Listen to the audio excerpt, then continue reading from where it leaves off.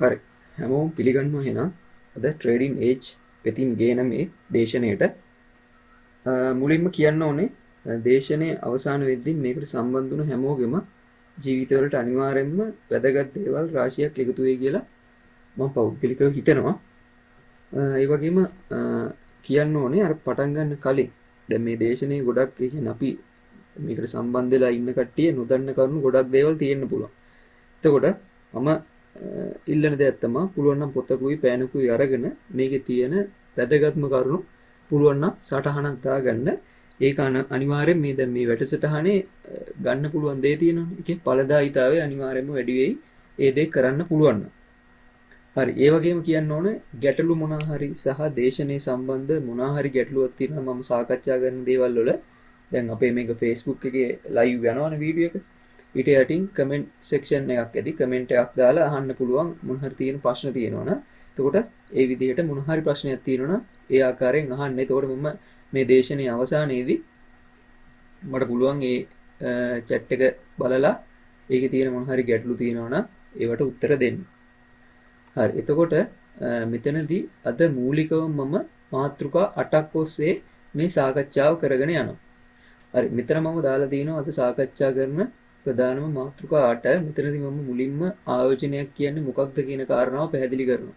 එතකොට මේ අපි දැන් මේක ආයෝජනය කියන එක පැහැදිලි කරනවට වඩා දෙයක් මෙතන ඇත්තටම අන්තර්ගත වෙනවා මම කියන දේවල් වල. එතකොට ඒ ගැන හොඳ අවබෝධයක් ලබා ගන්න. ඊට පස්සේ මම කියනවා අපිට මුදල් ආයෝජනය කරන්න පුළුවන් වත්කම් මොනවද කියන කාරණා. ඊට පස්සේ ආයෝජනය සහ සාම්ප්‍රදායික මුදල් ඉතිරි කිරීමේ තියෙන පරස්පරතාවයන් සහ මොකක්ද මේකෙන් වැඩිපුරම හොඳ ආයෝජනයෙන්ද නැත්නම් මුදල් ඉතිරි කිරීමද කියන කාරණාව මම පැහැදිලි කරනවා. ඊට අමතරව ආයෝජනය ඇයි අපේ ජීවිතයට අවශ්‍ය වෙන්නේ කියන කාරණාව පැහැදිලි කරනවා. ඒ වගේම කම්පවුන්ඩින් ඉන්ට්‍රෙස්ට් කියන මෙතඩ් එක යටතේ අපේ මුදල් 10 ගුණයකින් නැත්නම් 20 ගුණයකින් ඊළඟ අවුරුදු කිහිපයකදී වර්ධනය කරගන්නේ කොහොමද කියන කාරණාවත් මම මෙතනදී කතා කරනවා. ඊට අමතරව ආයෝජනයක පවතින අවදානම් මොකක්ද සහ අවදානම කළමනාකරණය කරගන්නේ කොහොමද කියන කාරණාව වගේම හැමෝටම තියෙන ආයෝජනයේ සම්බන්ධයෙන් ගොඩක් කට්ටියට තියෙන පොදු ප්‍රශ්න අපි කියන්නේ common questions වගේ දේවලුත් මේකේ සාකච්ඡා කරනවා. අපි එහෙනම් පළවෙනි ටොපික් එකට යන් ආයෝජනයක් කියන්නේ මොකක්ද කියන කාරණාව.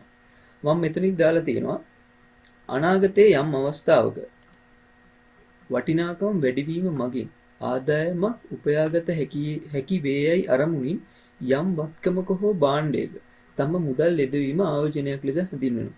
ඒ කියන්නේ සරලවම ආයෝජනයක් කියන්නේ අපි තෝරාගත්ත වත්කමක ඉදිරි කාලයකදී මිල වැඩි වෙයි කියන අරමුණෙන් ඒ වත්කම නිසා අපේ මුදල් යෙදවීම තමයි අපි සරලවම ආයෝජනයක් කියන්නේ.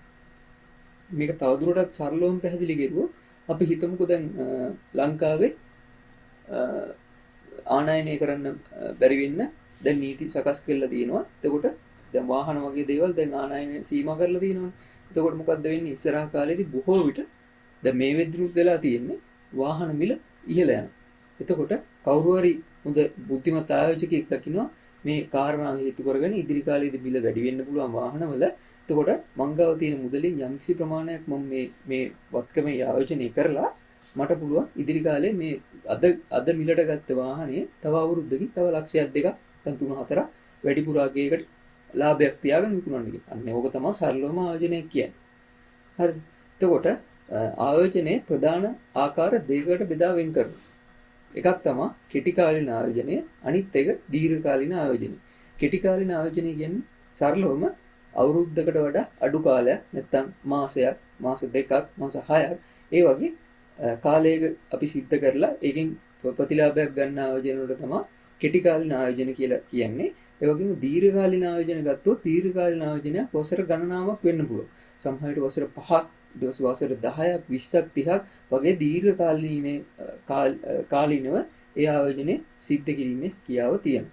එතකොට කාලයක් සමග ආයෝජනයේ ප්‍රධාන වර්ග දෙකයි කෙටි කාලින ආයෝජන සහ දීර්ඝ කාලින ආයෝජනය. හැබැයි මූලිකම ආධුනික කෙනෙක් නම් මුලින්ම වැඩි දියුණු කරගත යුතු දේ තමයි යම්කිසි දීර්ඝ කාලින ආයෝජන සැලැස්මක් තෝරගන්න එක.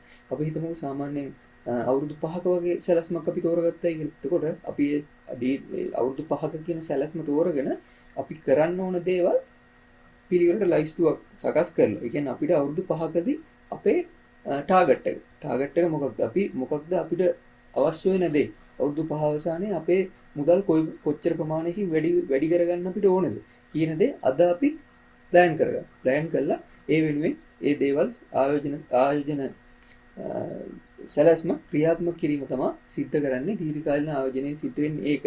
ඊට පස්සේ පුළුවන් දීර්ඝකාලීන සාමාන්‍යයෙන් අවුරුදු 5ක් 10ක් ආයෝජනය කරපු කෙනෙක්ගේ අත්දැකීම් යොදාගෙන කෙටි කාලීන ආයෝජනය කරලා ඉතා කෙටි කාලයකදී මේ ලාභී පීමේ හැකියාවක් තියෙනවා. එතකොට මම පෞද්ගලිකව ඕන මාදුරින් කෙනෙක්ට කියන්නේ යම්කිසි දීර්ඝකාලීන කියන අවුරුදු 5ක් 10ක වගේ ආයෝජන සැලැස්මක් තෝරගන්න.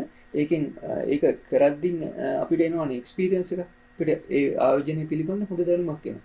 ඒකෙන් පුළුවන් අපිට කෙටි කාලීන ආයෝජනය සාර්ථකව කරගන්න. නැත්නම් මුලින්ම කෙටි කාලීන ආයෝජනය කරන්න ගියොත් වෙන්නේ බොහෝ විට මුදල් යම්කිසි ප්‍රමාණයකින් හෝ අපි ආයෝජනය කරමු සමස්ත මුදලම හරි නැති වෙලා යෑමේ අවදානමක් අනිවාර්යයෙන්ම තියෙනවා. ඊට පස්සේ දෙවෙනි මාතෘකාවට ගියොත් මම මෙතනින් කතා කරනවා අපිට ආයෝජනය සිද්ධ කරන්න පුළුවන් වත්කම් මොනවද? දැන් මම ඉහළ පළවෙනි කාරණාවේදී කතා කරුවානේ මේ අපිට වාහනයක් මම කිව්වේ වාහනවල මුදල් ආයෝජනය කරලා වාහනේ මිල වැඩි වුණාම මේ දැන් රටේ තියෙන තත්ත්වයත් එක්ක මිල වැඩි වුණාම අපිට ලාභයක් ගන්න පුළුවන් කියලා. නැත්තම් ඒ වගේ මෙතන මම කතා කරන්නේ මොනවාද ඒ වගේ තියෙන වත්කම් කියන කාරණා. මම මෙතන පළවෙනියම දාලා තිනවා අපිට පුළුවන් අපේම ව්‍යාපාරයක අපේ මුදල් ආයෝජනය කරන්න. ඒක තමයි තියෙන හොඳම දේ. මොකද අපේ ව්‍යාපාරයක් කියන එක අපිට පුළුවන් අපි විසින්ම ඒක අපේ ඒ කියන්නේ අපිට අයිති දෙයක් නේ. අපිට පුළුවන් මේ ව්‍යාපාරය ඇතුළත තියෙන විවිධ දේවල් වෙනස් කිරීම කරලා අපිට තනි අයිතියක් නෙදී. අපි තනි පුද්ගල ව්‍යාපාරයක් ආරම්භ කරුවොත් අපිට අයිතිය තියෙනවා. එතකොට ඒකේ සියලුම පරිසරය වෙනස් කරලා අපිට ප්‍රතිලාභය වැඩි වෙන විදිහට අපිට සකස් කරගන්න පුළුවන්. එතකොට අපිට පුළුවන් අපේම ව්‍යාපාරයක අපි හිතුවද අපි රස්සාවකට යනවා ඒකෙන් මුදලක් වෙනවා නැත්නම් අපේ දැනටමත් ව්‍යාපාරයක් තියෙනවා ඒකෙන් මුදල් වෙනවා ඒ මුදල් වලින් කොටසක් අපේ ව්‍යාපාරයකට යොදවන්න පුළුවන්. ඒක මම පළවෙනි කරුණ විදිහට දාලා තියෙනවා. ඊට පස්සේ පුළුවන් අපිට රියල් ඉස්ටේට්ස් නැත්නම් ඉඩකඩම් වල අපිට පුළුවන් මුදල් ආයෝජනය කරන්න. ඉඩකඩම් මිලත් එන්න ඉහළ යනවනේ. දැන් අද තියෙන මිල නෙමේ තව අවුරුදු 2-3කින් තියෙන. සමහර විට 2-3 ගුණයක් කියලා. ඉඩමේ වටිනාකම 2-3 ගුණයක් කියලා. ඒකට පුළුවන් හොඳ ආයෝජකයෙක් නම් ඉදිරිය දකින්නවා නම් හොඳට පුළුවන් අපිට අද අපි ගාව තියෙන මුදල් වලින් යම්කිසි ප්‍රමාණයක් රියල් ඉස්ටේට්ස් වල නැත්නම් ඉඩකඩම් වල යොදවලා ඉදිරි කාලයේදී ඒක විකිණීමකට ලක් කරලා මේ අපිට ලොකු ප්‍රතිලාභයක් ගැනීම හැකියාව තියෙනවා. ඒ වගේම රත්තරන් වල ආයෝජනය කරන්න පුළුවන්. රත්තරන් කියන්නේ ලෝකයේ සීමිතව තියෙන වත්කමක්. එතකොට මේකේ සීමිත ප්‍රමාණයක් තියෙන හින්දා මේකේ රත්තරන් වල මිල ගණන් කාලයත් සමග එන්න වැඩි වෙන එක තමයි සිද්ධ වෙන්නේ. ඊට පස්සේ අපි දැන් මෙතනදී සාකච්ඡා කරනවා අපිට පුළුවන් සමාගම් කොටස් වල ආයෝජනය කරන්න. ඒ කියන්නේ අපි කියන්නේ කට්ටිය කියන්නේ ස්ටොක් මාකට් එකේ මම ෂෙයාර්ස් අරන් තියෙනවා එහෙම කියලා. එතකොට ඒ ගැන මේක දැන් පල්ලෙහාට ඇද්දි මම සාකච්ඡා කරනවා සරලම විදියට. එතකොට සමාගම් කොටස් වල ආයෝජනය කරලා අපිට පුළුවන් හොඳ ප්‍රතිලාභයක් ගන්න. කියන්නේ අපි ව්‍යාපාර වලට සල්ලි දානවා. ව්‍යාපාර හොඳට වැඩි දියුණු වුණාට පස්සේ ඒවල හොඳට ප්‍රතිලාභ ආවට පස්සේ අපිට ඒකෙන් හම්බ වෙනවා අපි දාපු මුදලට සාපේක්ෂව ප්‍රතිලාභිත මුදලක්. හරිද? එතකොට ස්ටොක් මාකට් එකේ නැත්නම් සමාගම් කොටස් වල ආයෝජනය කරන්න පුළුවන්. ඊට පස්සේ අපිට පුළුවන් විදේශ මුදල් වල ආයෝජනය කරන්න. විදේශ මුදල් කියන්නේ මොනවද? අපි සරලවම දන්න දෙයක් තියෙනවා. දැන් ලංකාවේ පාවිච්චි කරන රුපියල්. එතකොට අපි ගියොත් ඇමරිකාවට ඇමරිකාවේ පාවිච්චි කරන්නේ ඇමරිකානු ඩොලර්. ඊට පස්සේ යුරෝපානු රටවල් වලට ගියහම යුරෝපානු රටවල තියෙන්නේ යුරෝ කියන මුදල් එක. ඊට පස්සේ දැන් අපිට පුළුවන් දැන් මේ දවස්වල ඩොලර් එකක් ගන්න රුපියල් 200කට වගේ ආසන්න මුදලක් ගෙවන්න ඕනේ. එතකොට කලින් දැන් අවුරුදු 5-6කට වගේ කලින් ඔක රුපියල් 150 100 150 අතර වගේ තිබ්බනේ. එතකොට ශ්‍රී ලංකා රුපියල කියන එක ඩොලරයකට සාපේක්ෂව මිල අවප්‍රමාණය වීම සිද්ධ වෙලා තියෙනවා. එහෙනම් අපි වැඩිපුර රුපියල් ප්‍රමාණයක් ගෙවන්න ඕන 1 ඩොලරයක් මිල දී ගැනීම. එතකොට අපිට පුළුවන් දීර්ඝ කාලිනව මේක සිද්ධ වෙන හින්දා අපිට පුළුවන් දැන් ඉදිරියටත් මේක ගොඩක් වෙලාවට වෙන්න පුළුවන්. මොකද දැන් ලංකාවේ මේ මහ බැංකුවල මුදල් අච්චු ගහනවා. දැන් ලංකාව තුල මුදල් සංසරණය වැඩි කරන්න. එතකොට තවත් ශ්‍රී ලංකා රුපියල අවප්‍රමාණය වෙන්න පුළුවන්. දැන් ඕක දකින්න හොඳ ආයෝජකෙක්. එයා කරන්නේ මේ වෙද්දියාගාව තියෙන ශ්‍රී ලංකා රුපියල් වලින් ඇමරිකානු ඩොලර් ප්‍රමාණයක් මිලදී අරගෙන තියාගෙන ඉන්නවා. එතකොට යම්කිසි කාලයක් අවුරුද්දක් දෙකක් ගියපම සමහර විට ඇමරිකානු ඩොලරයක් ගන්න රුපියල් 250ක් දෙන්න වෙයි. එතකොට තනිකරම රුපියල් 50ක් එක ඩොලරයකින් එයාට ලාභයක් තියෙනවා. එතකොට ඩොලර් ටික අලෙවි කරලා ආපහු ශ්‍රී ලංකා රුපියල් ගත්තට පස්සේ එයාට ඒ ප්‍රතිලාභය හිමි වෙනවා. ඒ විදිහට විදේශ මුදල් වල ආයෝජනය කරන්න පුළුවන්. කට්ටිය අහලා තියෙනවද දන්නේ නැහැ. forex market එක කියන දේ කියන මූල්‍ය වෙළඳපොළේ සිද්ධ වෙන්නේ මේ ක්‍රියාවලියම තමයි. මේ එතකොට ඒ ගැන පල්හැදී කතා කරමු. ඊට පස්සේ ඩිජිටල් මුදල් නැත්නම් ක්‍රිප්ටෝකරන්සි. ගොඩක් කට්ටිය අහලා ඇති ක්‍රිප්ටෝකරන්සි කියලා ආයෝජනය කළා හොඳ ප්‍රතිලාභයක් අනිවාර්යෙන් ගන්න පුළුවන්. ඒ ගැන පල්හැදී කතා කරමු. ඊට පස්සේ මම යනවා කොටස් වෙළඳපොළ ආයෝජනය කොටස් නැත්නම් සමාගම් කොටස් මිලදී ගැනීම කියන කාරණාව පැහැදිලි කරන්න. හරි ඊට පස්සේ මුලින්ම දැනගන්න බෑ මේක මුලින්ම අපි දැනගන්න ඕනේ කොටස් වෙළඳපොළ කියන්නේ මොකක්ද කියන කාරණා. නැත්නම් කිසි දෙයක් මේක තේරුම් ගන්න බෑනේ. එහෙනම් කොටස් වෙළඳපොළ කියන්නේ කොටස් වෙළඳපොලේ ලයිස්තුගත වෙලා තියෙනවා ඒ රටට අදාළ සමාගම්. දැන් අපි හිතමුකෝ ලංකාවේ ප්‍රසිද්ධ සමාගම් කීපයක් ගමුකෝ. අපි හිතමු අපි සරලවම දකින්න දැන් මේ උදාහරණයකට කියන්නේ. දැන් අපි හිතමු සම්පත් බැංකුව. ඊට පස්සේ නෙස්ලේ සමාගම. ඊට පස්සේ කමර්ෂල් බැංකුව. ඊට පස්සේ LB ෆිනෑන්ස් එක. අන්න ඒ වගේ ලංකාවේ ප්‍රසිද්ධ සමාගම් තියෙනවා. ඒ සමාගම් මෙන්න මේ කොටස් වෙළඳපොලේ ලයිස්තුගත වෙලා තියෙන්නේ.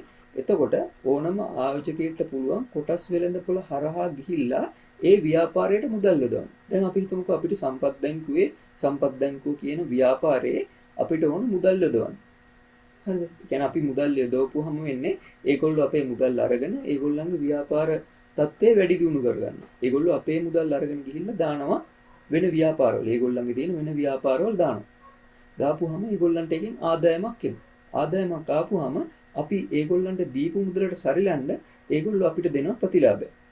ඕක තමයි සරලවම කොටස් වෙළඳපොළ සහ සමාගමක ආයෝජනය කරපුවාම අපිට ලැබෙන ප්‍රතිලාභය වෙන්නේ. අපි මේකත් එක්කම යමුකෝ කොටස් වෙළඳපොළ හරහා එහි ලයිස්තුගත සමාගම් තුල අපගේ මුදල් ආයෝජනය සිදු කළ හැකියි. මෙහිදී සරලව සිද්ධ වන්නේ යම් කිසි ව්‍යාපාරයක් සඳහා අපගේ මුදල් යෙදවීම. එන අපි කොටස් වෙළඳපොළ හරහා යම් කිසි සමාගමක මුදල් යොදවනවා. එතකොට ඒක අපි ව්‍යාපාරයක් කාගේ හරි කෙනෙක්ගේ ව්‍යාපාරයකට මුදල් යෙදෙව්වා හා සමානයි. ඔබ යොදන මුදලට අදාළව අදාළ ව්‍යාපාරය තුල අයිතියක් හිමීම සිද්ධ වෙනවා. හරි අපි හිතමුකෝ අපි සම්පත් බැංකුවේ රුපියල් 5000ක් ආයෝජනය කරනවා කියලා. 5000ක් ආයෝජනය කරපුවාම අපි ආයෝජනය කරපු රුපියල් 5000 කියන මුදලට අදාළව අපිට ඒ ආයතනයේ නැත්නම් ඒ ව්‍යාපාරයේ හිමිකාරීත්වයක් හම්බ වෙනවා. රුපියල් 5000ක හිමිකාරීත්වයක් තියෙන පුද්ගලයෙක් වෙනවා ඒ ආයෝජකයා ඒ ව්‍යාපාරයට අදාළව. හරිද? ඒ කරුණ තමයි මම මේ තුන්වෙනි කරුණ දාලා තියෙන්නේ. ඊට පස්සේ මම දාලා තියෙනවා කොළඹ කොටස් සුවමාරු කොළඹ ස්ටොක් එක්ස්චේන්ජ් එක හරහා එහි ලයිස්තුගත සමාගම් වල ආයෝජනය සිදු කිරීම කරන්න පුළුවන්. ඒ කියන්නේ රටක දැන් ලංකාවේ තියෙන්නේ එක කොටස් සුවමාරුව. ඒක තමයි කොළඹ ස්ටොක් එක්ස්චේන්ජ් එක කියලා නැත්නම් කොළඹ කොටස් සුවමාරුව කියලා කියන්නේ. දැන් වෙන පිට රටක් ගත්තොත් මම අපි සරලවම ගමු ඇමරිකාව කියලා. ඇමරිකාවේ කොටස් සුවමාරු කීපයක් තියෙන්න පුළුවන්. මොකද රට විශාලයි සහ ඒගොල්ලන්ගේ රටේ තියෙන ව්‍යාපාර සංඛ්‍යාව වැඩි. එතකොට එක කොටස් සුවමාරුවක් කරහා ඔක්කොම ව්‍යාපාරවල ගනුදෙනු කියන්නේ කොටස් සුවමාරු කිරීම සිද්ධ කරන්න අමාරුයි. එතකොට ඒගොල්ලන්ගේ ස්ටොක් එක්ස්චේන්ජස් නැත්නම් කොටස් සුවමාරු විශාල ප්‍රමාණයක් දකින්න ලැබෙනවා. ඊට පස්සේ මම මෙතන දාලා තියෙනවා මේක වැදගත්ම කරුණක්. සමාගමක මුදල් යෙදවීමේදී සමාගමේ ෂෙයාර්ස් නැත්නම් කොටස් අපිට හිමි වෙනවා. කොටසක මිල යන්න සමාගමට වෙනස් වෙනවා. ඒ කියන්නේ දැන් අපි හිතමුකෝ සම්පත් බැංකුවකට රුපියල් 5000ක් යොදවනවා.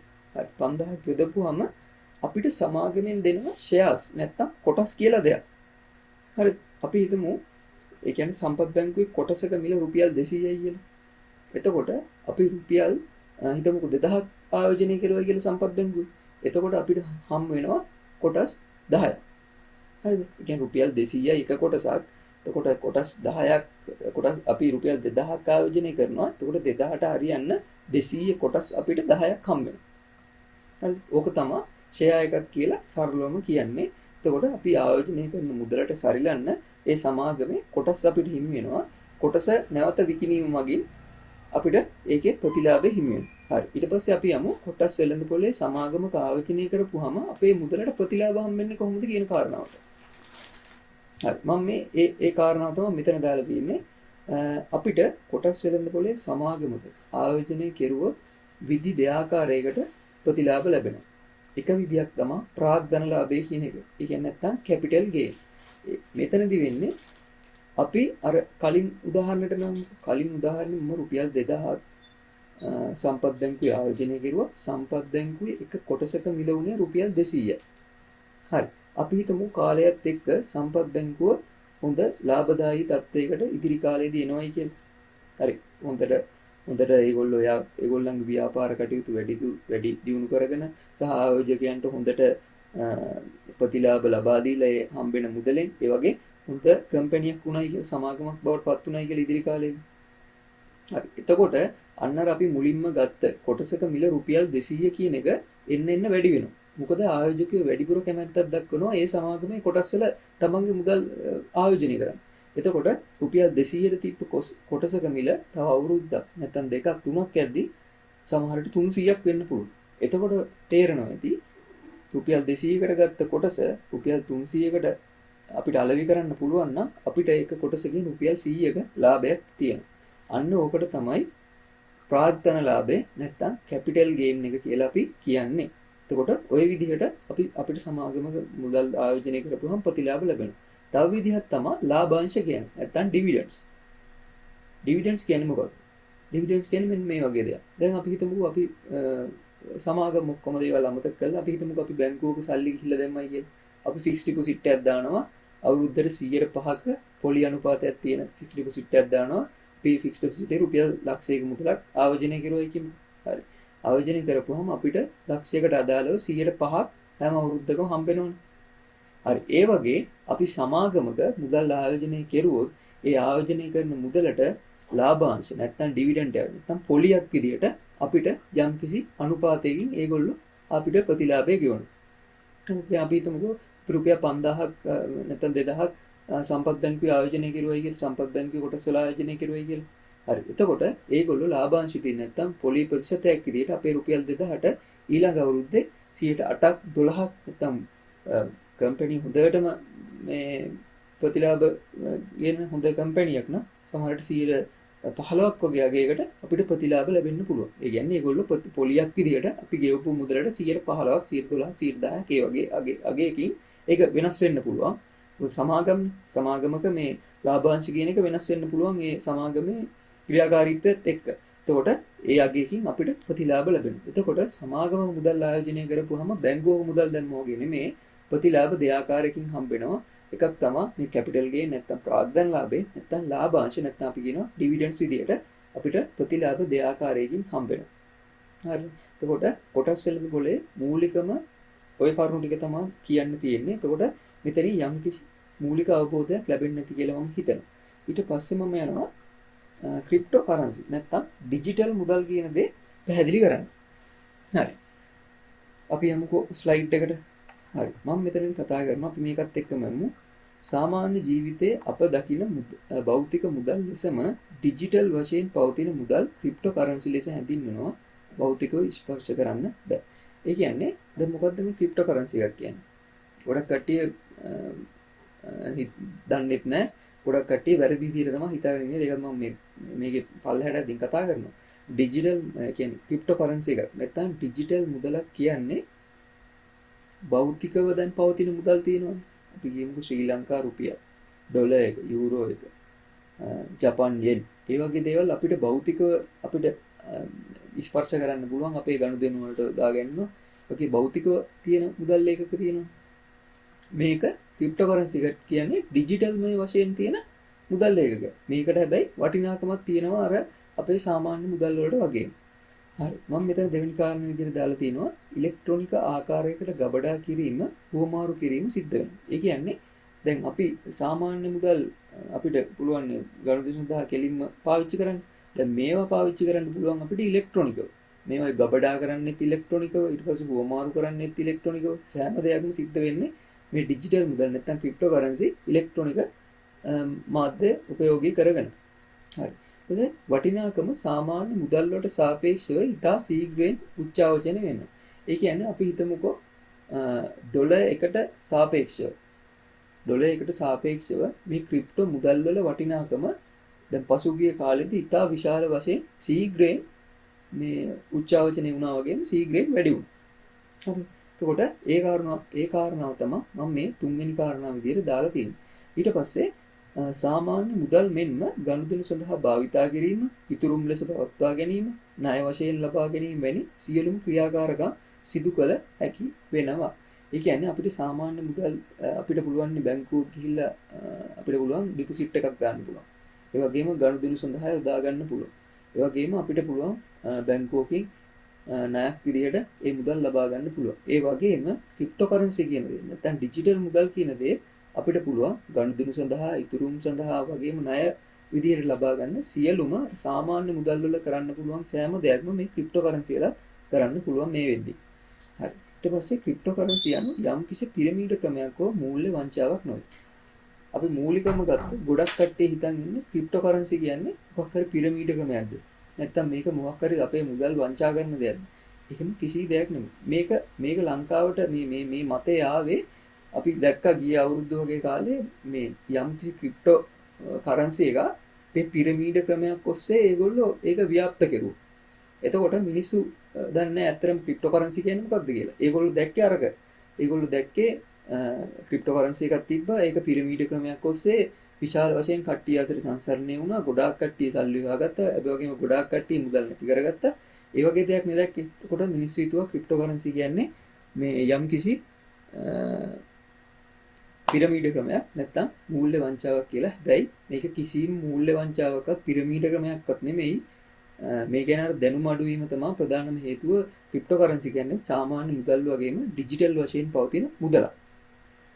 හරි. ඊට පස්සේ ප්‍රථමයෙන්ම ලොවට හඳුන්වා දුන් ක්‍රිප්ටෝ කරන්සි එක වෙන්නේ බිට්කොයින්.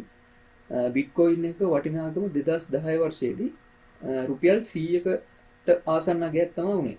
ඒ කියන්නේ එක බිට්කොයින් එකක් ගන්න රුපියල් 100ක වගේ මුදලක් නැත්නම් ඩොලර් එකක් වගේ තමයි අපිට වියදම් කරන්න අවශ්‍යතාවය තිබ්බේ. හරිද? නමුත් 2021 වසර මුල් භාගයේ වගේ වෙද්දී මේකේ අගය රුපියල් ලක්ෂ 120ක් නැත්නම් කෝටි 1.2ක් වගේ අගයකට මේක වටිනාකමෙන් වැඩි වුණා. ඒ කියන්නේ තේරෙනවා ඇති රුපියල් 100ක් ආයෝජනය කරලා බිට්කොයින් එකක් ගත්ත පුද්ගලයෙක් 2010 වර්ෂයේදී 2021 වර්ෂයේ වෙද්දී කෝටිපතියෙක් වෙලා තියෙනවා. හරිද? ඒ වගේ විශාල ප්‍රතිලාභ ගන්න පුළුවන් දෙයක් තමයි ක්‍රිප්ටෝ කරන්සි. හැබැයි මේකේ අවදානමක් තියෙනවා. දැන් අවදානම ගැන මම පල්ලෙහාදී කතා කරනවා. මෙතනදි මම මේක පැහැදිලි කරන්න ඕනේ. මේ යම්කිසි අවදානමක් තියෙනවා. ඒ කියන්නේ අපි ගිහිල්ලා ඔක තියෙනවා ෂීට් කොයින්ස් එහෙම ඒවා තියෙනවා. අපි ඔක ගැන වැඩි විස්තර ලොකුවට කතා කරනවා. එතකොට ඒ වගේ අපි අවබෝධයක් නැතුව ක්‍රිප්ටෝ කරන්සි වල ආයෝජනය කරොත් අපේ මුදල් අනිවාර්යයෙන්ම නැති වෙලා යන්න පුළුවන්. අනිවාර්යෙන් හොඳ අවබෝධයකින් මේකේ දීර්ඝකාලීනව අපිට අවුරුදු 5ක් නැත්නම් 10ක් වගේ කාලයක් අරගෙන පුළුවන් නම් ක්‍රමානුකූලව අපේ ප්ලෑන් එකකට සැලැස්මකට අනුව මේ ක්‍රිප්ටෝ කරන්සි වලත් අපේ මුදල් ආයෝජනය කරන්න අනිවාර්යෙන් මේක උදාහරණයක් විදිහට ගන්න පුළුවන්. මේ බිට්කොයින් වල ආයෝජනය කරපු එක උදාහරණයක් විදිහට ගන්න පුළුවන්. විශාල ප්‍රතිලාභයක් අනිවාර්යයෙන්ම ගන්න පුළුවන්. හරිද? එතකොට ඒ ටික තමයි ක්‍රිප්ටෝ කරන්සි ගැන මට කියන්න තියෙන්නේ මූලික අවබෝධයක් ලැබෙන්නේ නැති කියලා මම හිතනවා. ඊට පස්සේ මම යනවා අපේ තුන්වෙනි මාතෘකාවට. මේකෙන් මම කතා කරන්නේ ආයෝජනය සහ සාම්ප්‍රදායික මුදල් ඉතිරි කිරීම ගැන. එතකොට මේකෙදි දැනගන්න පුළුවන් ඇත්තටම වඩා ලාභදායී වෙන්නේ තමන්ගේ මුදල් ආයෝජනය කරන එකද නැත්නම් මුදල් ඉතිරි කරන එකද කියන කාරණා. මුදල් ඉතිරි කිරීම කිව්වොත් මුදල් ඉතිරි කිරීම කියන්නේ බැංකුවක අපි ෆික්ස් ඩිපොසිට් එකක් නැත්නම් ඉතුරුම් ගිණුමක් වගේ පවත්වාගෙන ඉන්න ආයෝජනය ගැන මම දැන් ඉහළදී පැහැදිලි කෙරුවා. දැන් හරි. දැන් මම මෙතන දාලා තියෙනවා ප්‍රශ්නයක් විදිහට අහලා තියෙනවා මම ෆික්ස් ඩිපොසිට් එකක් බැංකුවක දැම්මොත් උද්දමනයේ හින්දා මුදල් අවප්‍රමාණය වෙන බව මේකට සම්බන්ධ වෙලා ඉන්න කට්ටිය දැනගෙන හිටියද කියන කාරණා. ඒ කියන්නේ මෙතනදී පොඩි දෙයක් තියෙනවා අපිට බැංකුවකින් පොලියක් දුන්නට මේ උද්දමනය කියන කාරණාව අපිට ගෙවන පොලියට ඍජුවම බලපානවා. අපි හිතමුකෝ මෙහෙම මම උදාහරණයකින් පැහැදිලි කරන්නම්කෝ. දැන් අපි හිතමු යම්කිසි මොකක් හරි බැංකුවක් තියෙනවා ලංකාවේ. ඒ බැංකුවෙන් 100ට 3ක වාර්ෂික පොලි අනුපාතයක් ගෙවනවා ඉතුරුම් ගිණුම් වලට කියලා. හරි.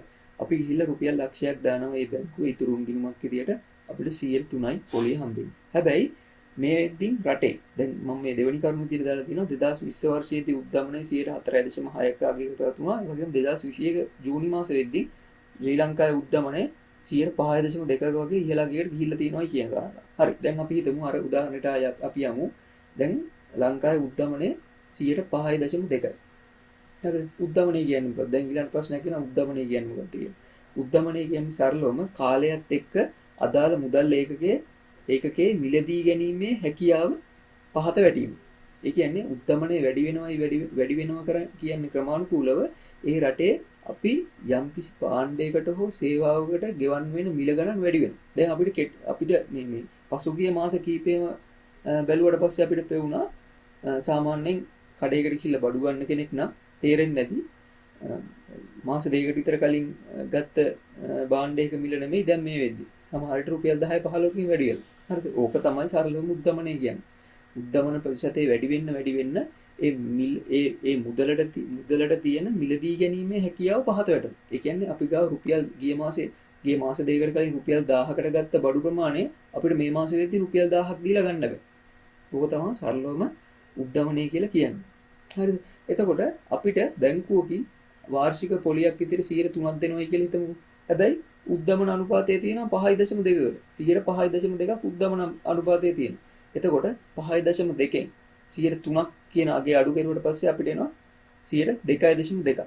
හරිද? එතකොට අපි ලක්ෂයක් දාලා අපිට 3ක පොලියක් හම්බ වෙනවා. හැබැයි උද්දමනයේ 5.2යි. එතකොට 2.2කින් අපේ මුදල් වල ඒකට කියන්නේ මිලදී ගැනීම purchasing power එක මිලදී ගැනීමේ හැකියාව අප්‍රමාණ වෙලා තියෙනවා. ඒ කියන්නේ ඒ අපිට අවුරුද්දක් අවසානයේ ඒකට හම්බෙන පොලියත් එක්ක ලක්ෂ 3 එළියට ගත්තට පස්සේ අද ඒ ලක්ෂ 3න් කරන්න පුළුවන් වැඩ ටික තව අවුරුද්දකින් කරන්න බෑ. ඕක තමයි සරලවම උද්දමනයේ සමග මුදල් උද්දමනයේ වැඩිවීමත් එක්ක අපි මුදල් බැංකුවක ඉදිරි කෙරුවොත් සිද්ධ වෙන දේ. හරිද? එතකොට තේරුණා ඇති තෝරා ගන්න ඕන ආයෝජනයේ සාම්ප්‍රදායික මුදල් ඉතිරි කිරීමද කියලා. මෙතනදී ආයෝජනයේ තියෙන වටිනාකම තමයි අපිට අපි අනිවාර්යෙන් ආයෝජනයක් කරන ඕන.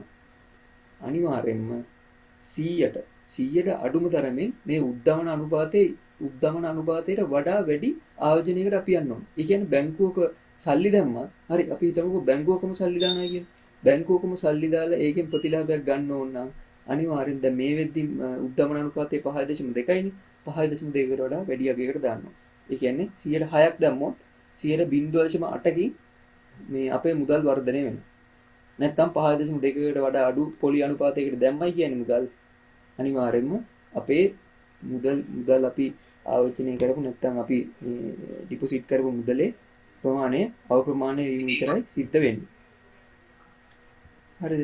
එතකොට අපි ආයෝජනයක් කෙරුවොත් ආයෝජනයේදී අපිට පුළුවන් අපිට හම්බෙන ප්‍රතිලාභ ප්‍රමාණය අපිටම තීරණය කරගන්න. අපි හොඳ ආයෝජනයකට දැම්මොත් සමහර විට අපිට අවුරුද්දකට 120ක් 25ක් ඒ වගේ එකකින් අපිට මුදල් වර්ධනය කරගැනීමේ හැකියාවක් තියෙනවා. හැබැයි අපි මූලික ආයෝජනයක් කරන්න කලින් ඒ ගැන හොඳ අවබෝධයක් වගේම ඒකේ හොඳ නිපුණතාවයක් ලබා ගැනීම අනිවාර්ය වෙනවා. මොකද ආයෝජනයක් කියන එක සාම්ප්‍රදායික මුදල් ඉදිරි කිරීමට වඩා යම්කිසි අවදානමකින් යුක්ත වෙනවා. හරි ඊට පස්සේ මම මගේ 4 වෙනි මාතෘකාවට යන්න මම මෙතනදී කතා කරනවා ආයෝජනය ජීවිතයට අවශ්‍ය වන්නේ ඇයි කියන කාරණා. දැන් මොකටද දැන් අපි යම්කිසි අවදානමක් අරගෙන මුදල් ආයෝජනය කරන්නේ? ඒකට හේතුව මොකක්ද? හරි මම මෙතන කරුණු 5කින් දාලා තියෙනවා එක. එකක් තමයි අපිට මුදල් වර්ධනය කර ගැනීමට to grow your money. ඒ කියන්නේ ආයෝජනයකින් පුළුවන් ඇත්තටම අපිට උද්දමන අනුපාතයට වඩා වැඩි ප්‍රතිශතයක් අපිට ලබා ගන්න පුළුවන් නම් ප්‍රතිලාභ වශයෙන් අපිට පුළුවන් අනිවාර්යයෙන්ම අපේ මුදල් වර්ධනය කරගන්න ඒක කරන්න පුළුවන් සරලවම ආයෝජනයක් වගේ. ඊට පස්සේ අපි ඊළඟට මම දාලා තියෙනවා ආයෝජිත මුදලට සල්ලන වැඩි ප්‍රතිලාභයක් ලබා ගැනීමට. හරි. ඊට පස්සේ මෙතනදී කියන දේ පැහැදිලි ඇති. ඒ කියන්නේ අපිට පුළුවන් අපි ආයෝජනය කරන්නේ මොකක්ද කියන කාරණාව තීරණය කරන්න. අපි මොනවාගේ ආයෝජනය කරන්නේ? අපි රත්රන් වල ආයෝජනය කරනවා නැත්නම් අපි සමාගම් කොටස් වල ආයෝජනය කරනවා නැත්නම් අපි ක්‍රිප්ටෝකරන්සි ඩිජිටල් මුදල් ආයෝජනය කරනවා කියන එක අපිට පුළුවන් ඒක අපිටම තීරණය කරන්න. තීරණය කළා වැඩිම higher return එක වැඩිම ප්‍රතිලාභය ලැබෙන දේ නැත්නම් වත්කමේ පුළුවන් අපිට මුදල් ගිහිල්ලා ආයෝජනය කරන්න.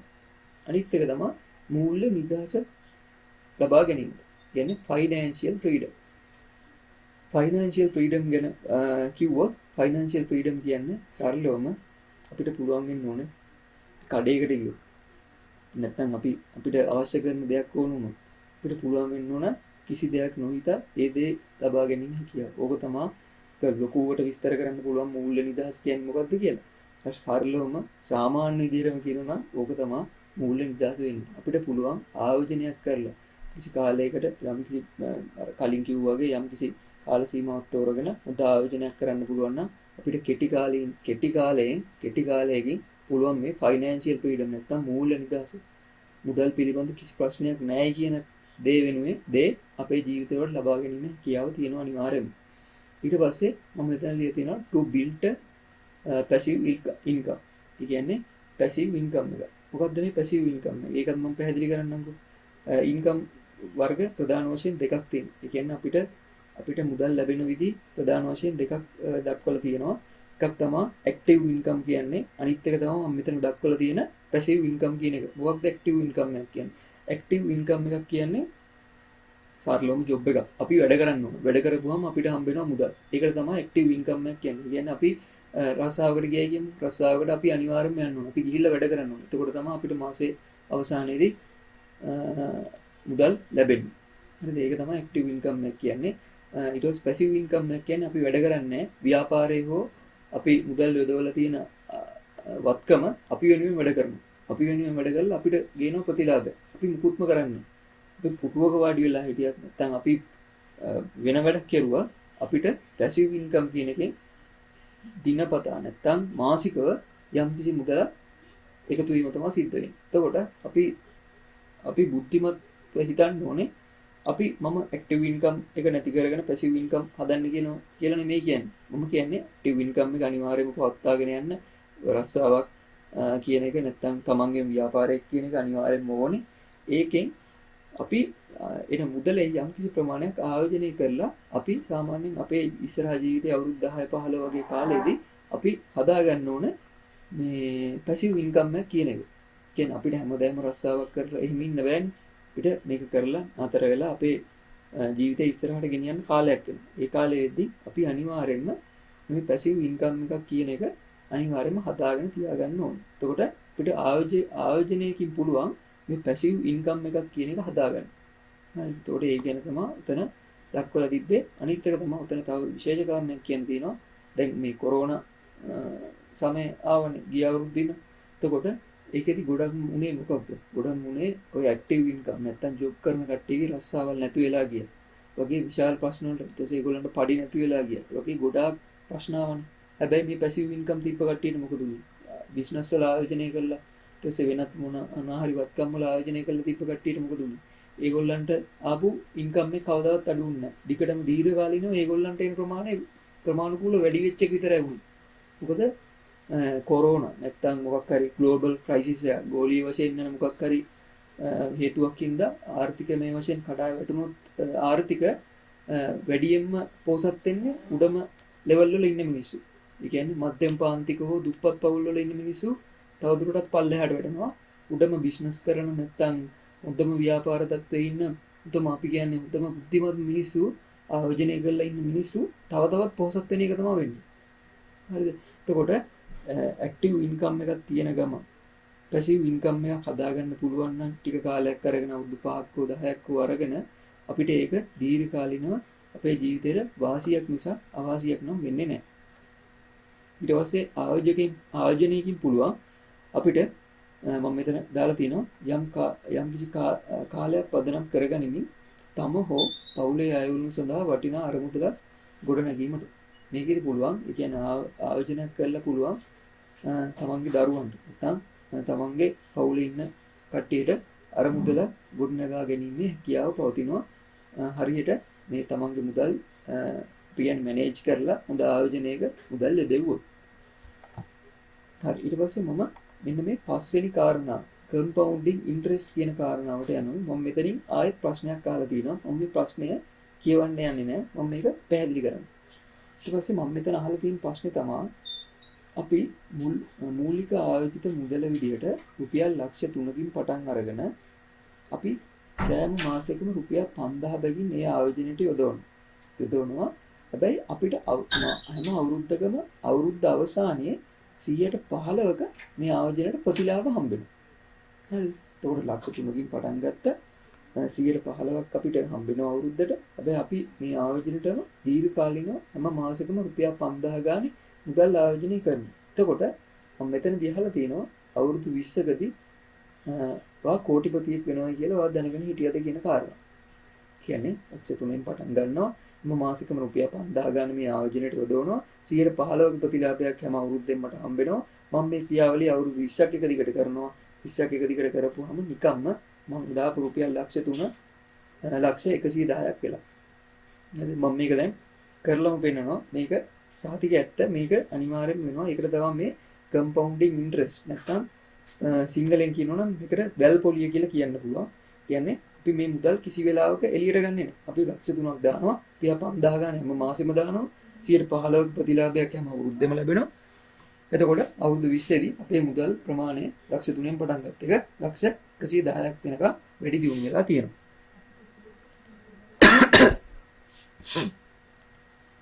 හරි මේක පැහැදිලි කරන්න මම මෙන්න මේ මෙතන ලින්ක් එකක් දාලා තිනවා මේ වෙබ්සයිට් එකට ගිහිල්ලා බලන්න පුළුවන්.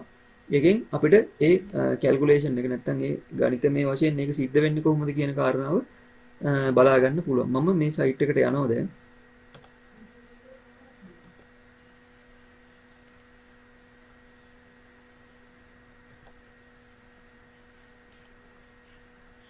මේ මම ඉන්නේ දැන් මේ සයිට් එකේ මෙතන දැන් මේ ඉනිෂියල් ඉන්වෙස්ට්මන්ට් ඒ කියන්නේ මේ ෆෝම් එකක් පොඩි අපිට යොදවන්න පුළුවන් මුදල් ප්‍රමාණය අපිට මාසිකව යොදවන්න පුළුවන් ප්‍රමාණය ඒ වගේම අපි බලාපොරොත්තු වෙන පොලිය කීයද අවුරුද්දට ඒ වගේ දේවල් දාලා අපිට පුළුවන් අපේ මුදල් කොච්චර කාලයකදී කොයි ප්‍රමාණයකින් වර්ධනය වෙනවද කියන කාරණා හොයාගන්න.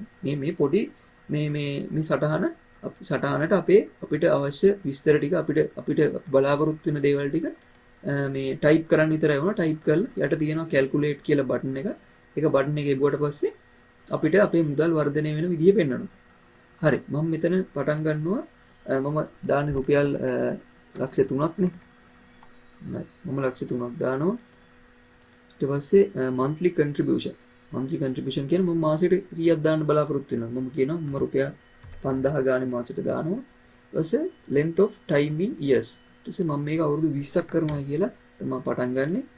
ඊට පස්සේ estimated interest rate එක මම 15ක වාර්ෂික පොලි අනුපාතයක් බලාපොරොත්තු වෙනවා. ඊට පස්සේ interest rate එක variance වෙන්නේ කොහොමද කියලා අහනවා. මම variance වෙන්නේ නැහැ කියලා දානවා. ඒ කියන්නේ 15 ගානේ මට එතකොට හම්බ වෙනවා කියලා මම උපකල්පනය කරනවා.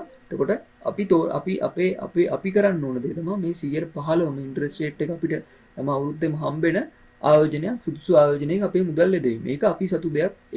ඒකට තමයි අපි බුද්ධිමත් වෙන්න ඕනේ. හරිද? ඒ ගැන පල්ලෙහෙදි කතා කරනවා. ඊට පස්සේ මම මෙතනදී කැල්කියුලේට් කියන බටන් එක ඔබනවා.